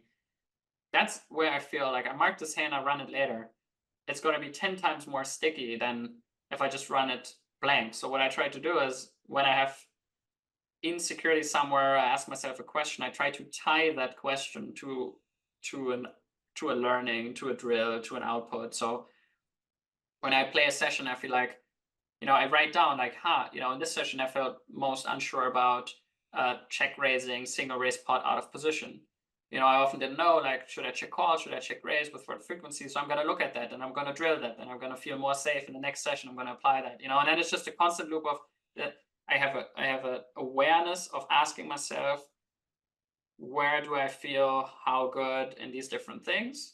So it comes out of pain or insecurity or like, some form of tension. And then I can release that tension by studying, and it empowers me to then next session already have something that I can work with. So I just don't really try to plan out stuff a lot. Yeah, I'm saying like a nice like feedback loop of using the pain to guide you, taking the next step, solving that problem, and then going on to the kind of the next step. And for you, it sounds like your ability to be quite reflective. You mentioned other players not going deep enough is kind of one of your superpowers as well. So I'm curious to know, like, how do you, what sort of questions do you ask yourself? Let's say you're in a spot and you're unsure how to play your strategy. What would be some of the questions you would ask yourself before you went away and studied it? Would it just simply be what the ranges are? How do I play my certain strategy here? Or is there any specific reflection questions you come back to when you're trying to learn more? Yeah, I think as a disclaimer, it's important to say, like, that's, I think, a very good way as well, because when I don't feel a lot of pain in poker right now. I don't have a lot of this, oh, I have to look this up. So that's why I don't study a ton right now. And I just dip into the things that I find interesting. When someone in our group does a coaching, like, I can take away a lot from that. So right now it's actually less like this. But when I get back to Triton, it's like every day I'm like, oh, I want to look at this, I want to look at that. So I think it's nice also to have something that you're excited about, like find games you're excited about playing. I think that's very helpful. If you don't have games you're excited about, you're not really going to have this driver. I wanted to add that.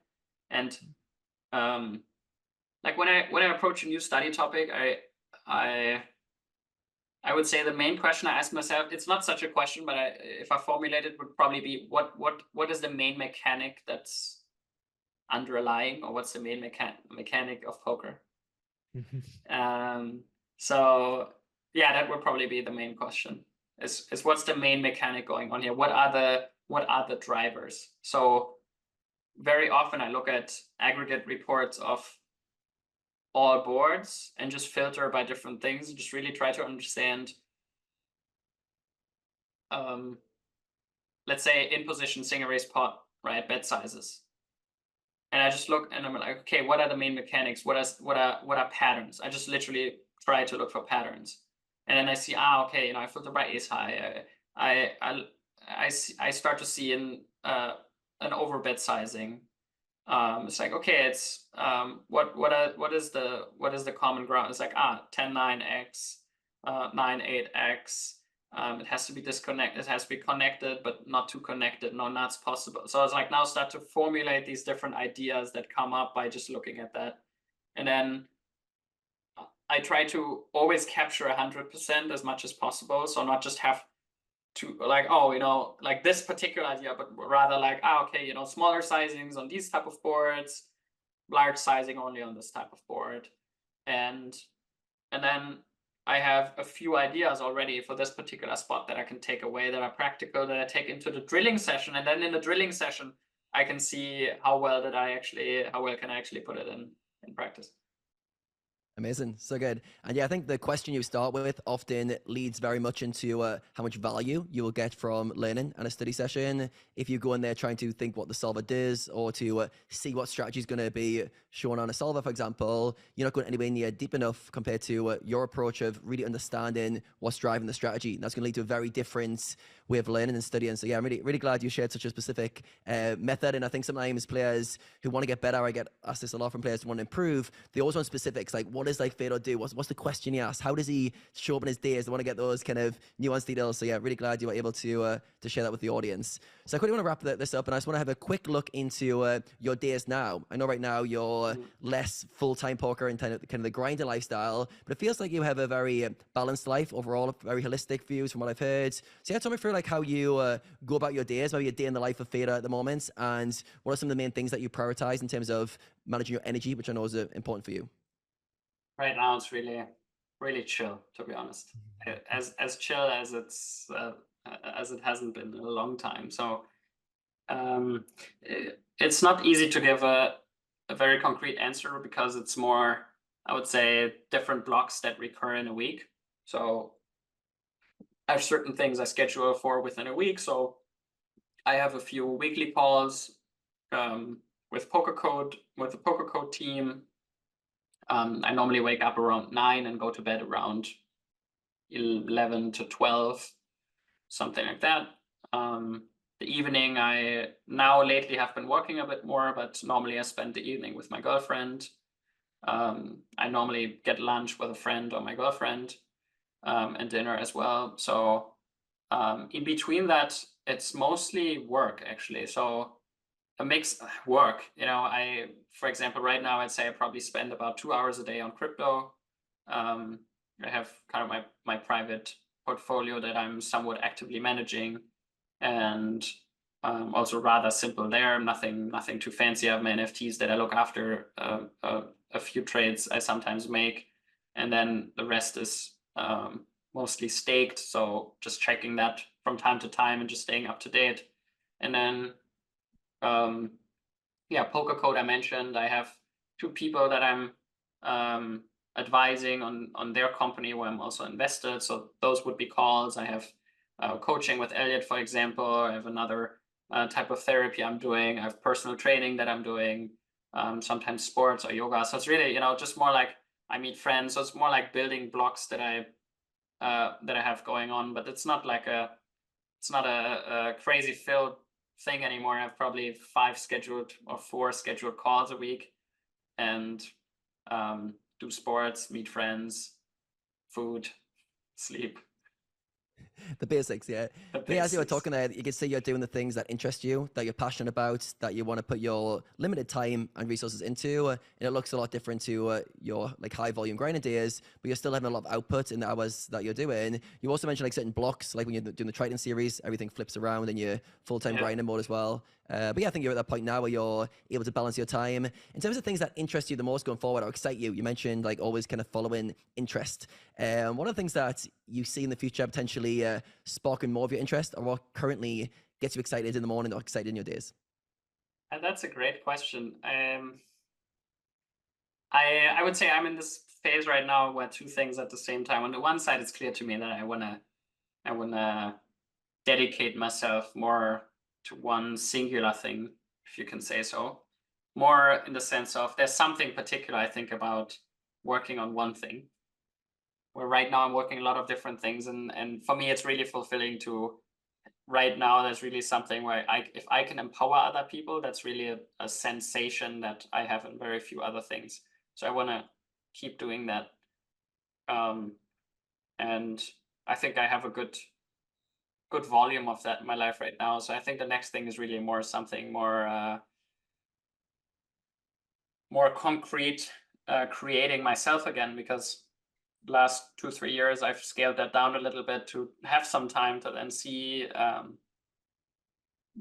what's next. And I don't know which area actually. I'm very interested in gaming as in games, not in gambling or poker, more in actual games. More from how do you create a really fun or learning experience for people who play your game, who are just very excited about the game you're playing, the game you created. That's something, because I love the creative side of it, the creation process, but also like this, that it has to be something that people just are, like can play for thousands of hours. That's a world I want to dive deeper into, or maybe kind of do an internship at one of the bigger game development companies.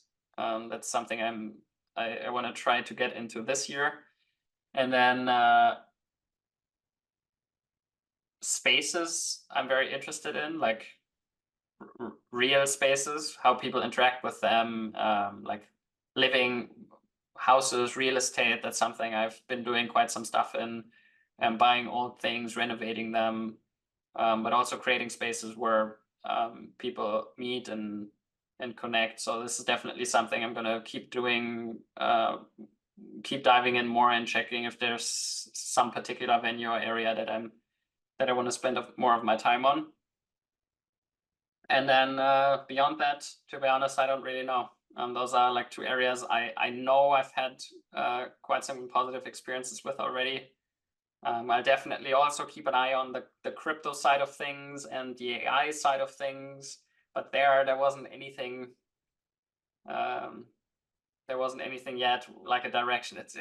I'm not such a technical guy as well. I like more the creative things, and I like products. I like customer experience, and I like how people engage with stuff. But I want it to be as human as possible. So in short, I don't know it, but I have a few ideas. Yeah, lots of interest there. And yeah, I'm really excited to hear where your story leads you next. I feel like you're someone who goes with like what you're interested in and you go deep eventually once you've got that kind of next thing. So yeah, it sounds like there's so many ideas in your mind. One that I wrote down, empowering others, you mentioned as a big one, as a good theme in that kind of creating like a learned experience through games. Super interesting to see where that takes you over the next coming years. So yeah, first of all, thank you for your time today. We really appreciate it. Final question from me would be, what would be the main takeaway you would like our audience to go away from this conversation with? I would say that this is quite abstract, but I really think that it was one of the keys to my career and also to other people around me, is to try to generate new ideas. I think, especially in the solver world, it's very easy to just become good. But I do believe that a lot of power and energy comes from having ideas in the sense of taking something that's there and then evolving that what's there, mostly identifying a weakness, identifying a bias, identifying something where this is not resilient enough, and then taking that and making it slightly more resilient. Because if you just take the thing that's there and then try to replicate, it just doesn't have this unique spin. And I think out of this new direction, this new idea, that's when you start to create new things and more things, and then suddenly you have a big advantage. So I think to train your mind to identify those things and to train your mind to be brave, to take those steps and take those risks and make those mistakes, and then maybe be called silly sometimes, and maybe other people think you're too this or you're too that, but I think all those people who have been highly successful have been called this or that at some point in their career.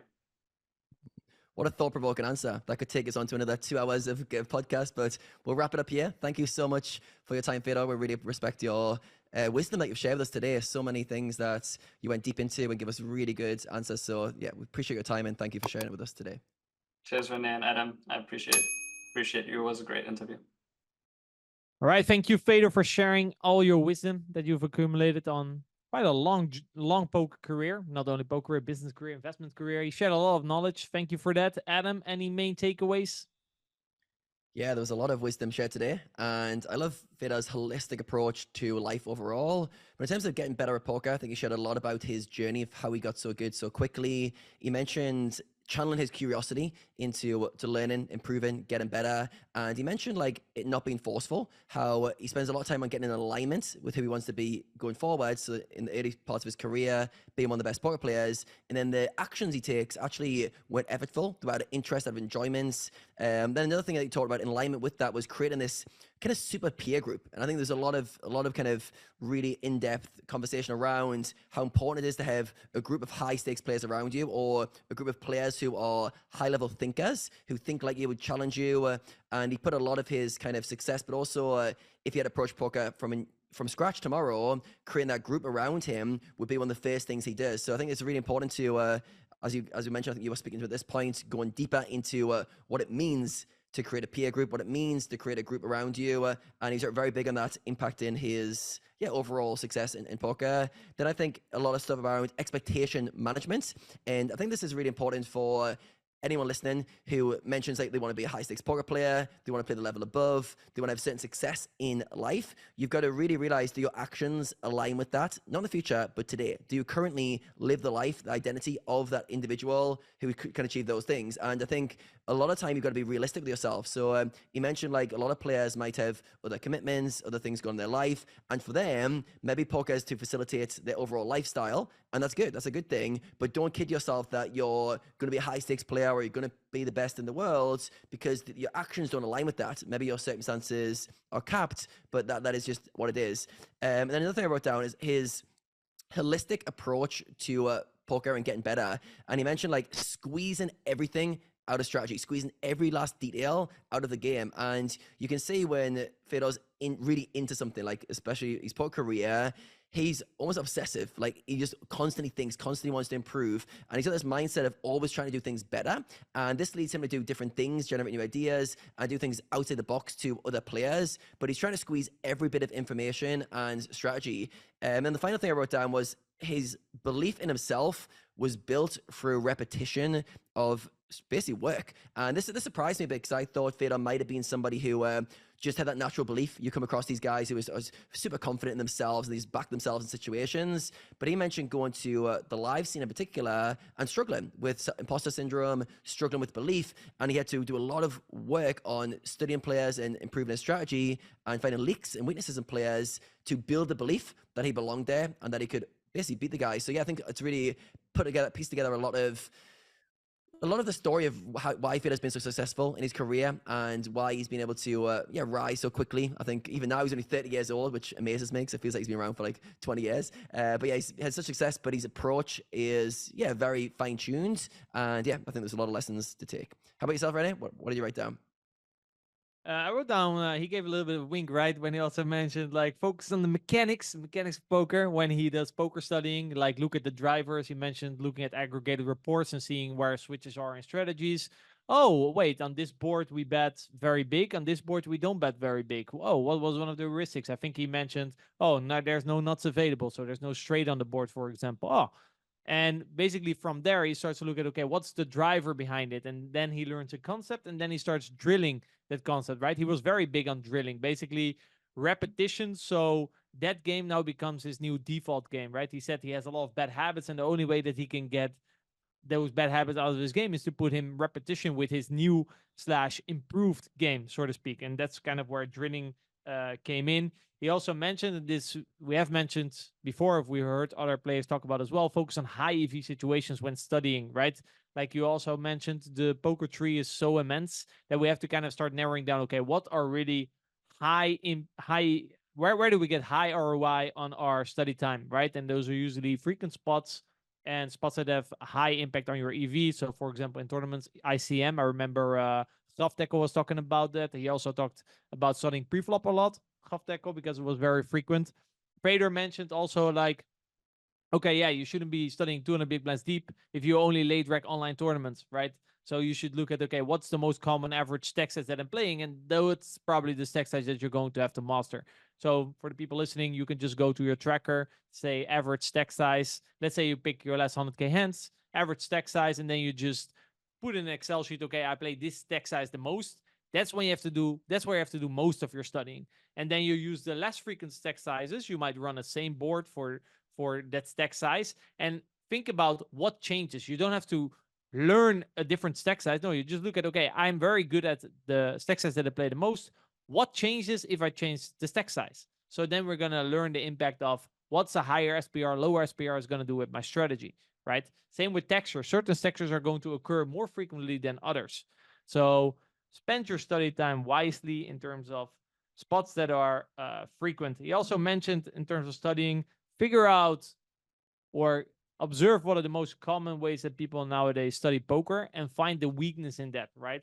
What is the weakness of people studying a lot with solvers and try to come up with more original and creative ideas around how to approach strategy, which could exploit the weakness of how people are currently approaching strategy. So yeah, these were a couple of takeaways that I had. I'm sure, you know, there was many more wisdom. I hope people listening to these main takeaways, if you haven't listened to the full podcast, definitely go check that out. I want to thank Fedor for deciding to come on the pod. I want to thank Adam for asking great questions as always. I want to thank you guys for tuning in, especially if you made it all the way to the end. We want to know your main takeaways. Write them down below in the comments. We will pick one of the main takeaways. They will win 1 month of free GTO Wizard. Shout out to GTO Wizard for sponsoring the pod. Give this video a like, subscribe to the channel if you haven't done so already, and turn notifications on so you know when the next podcast drops. And that's going to be all for us. See you guys in the next episode.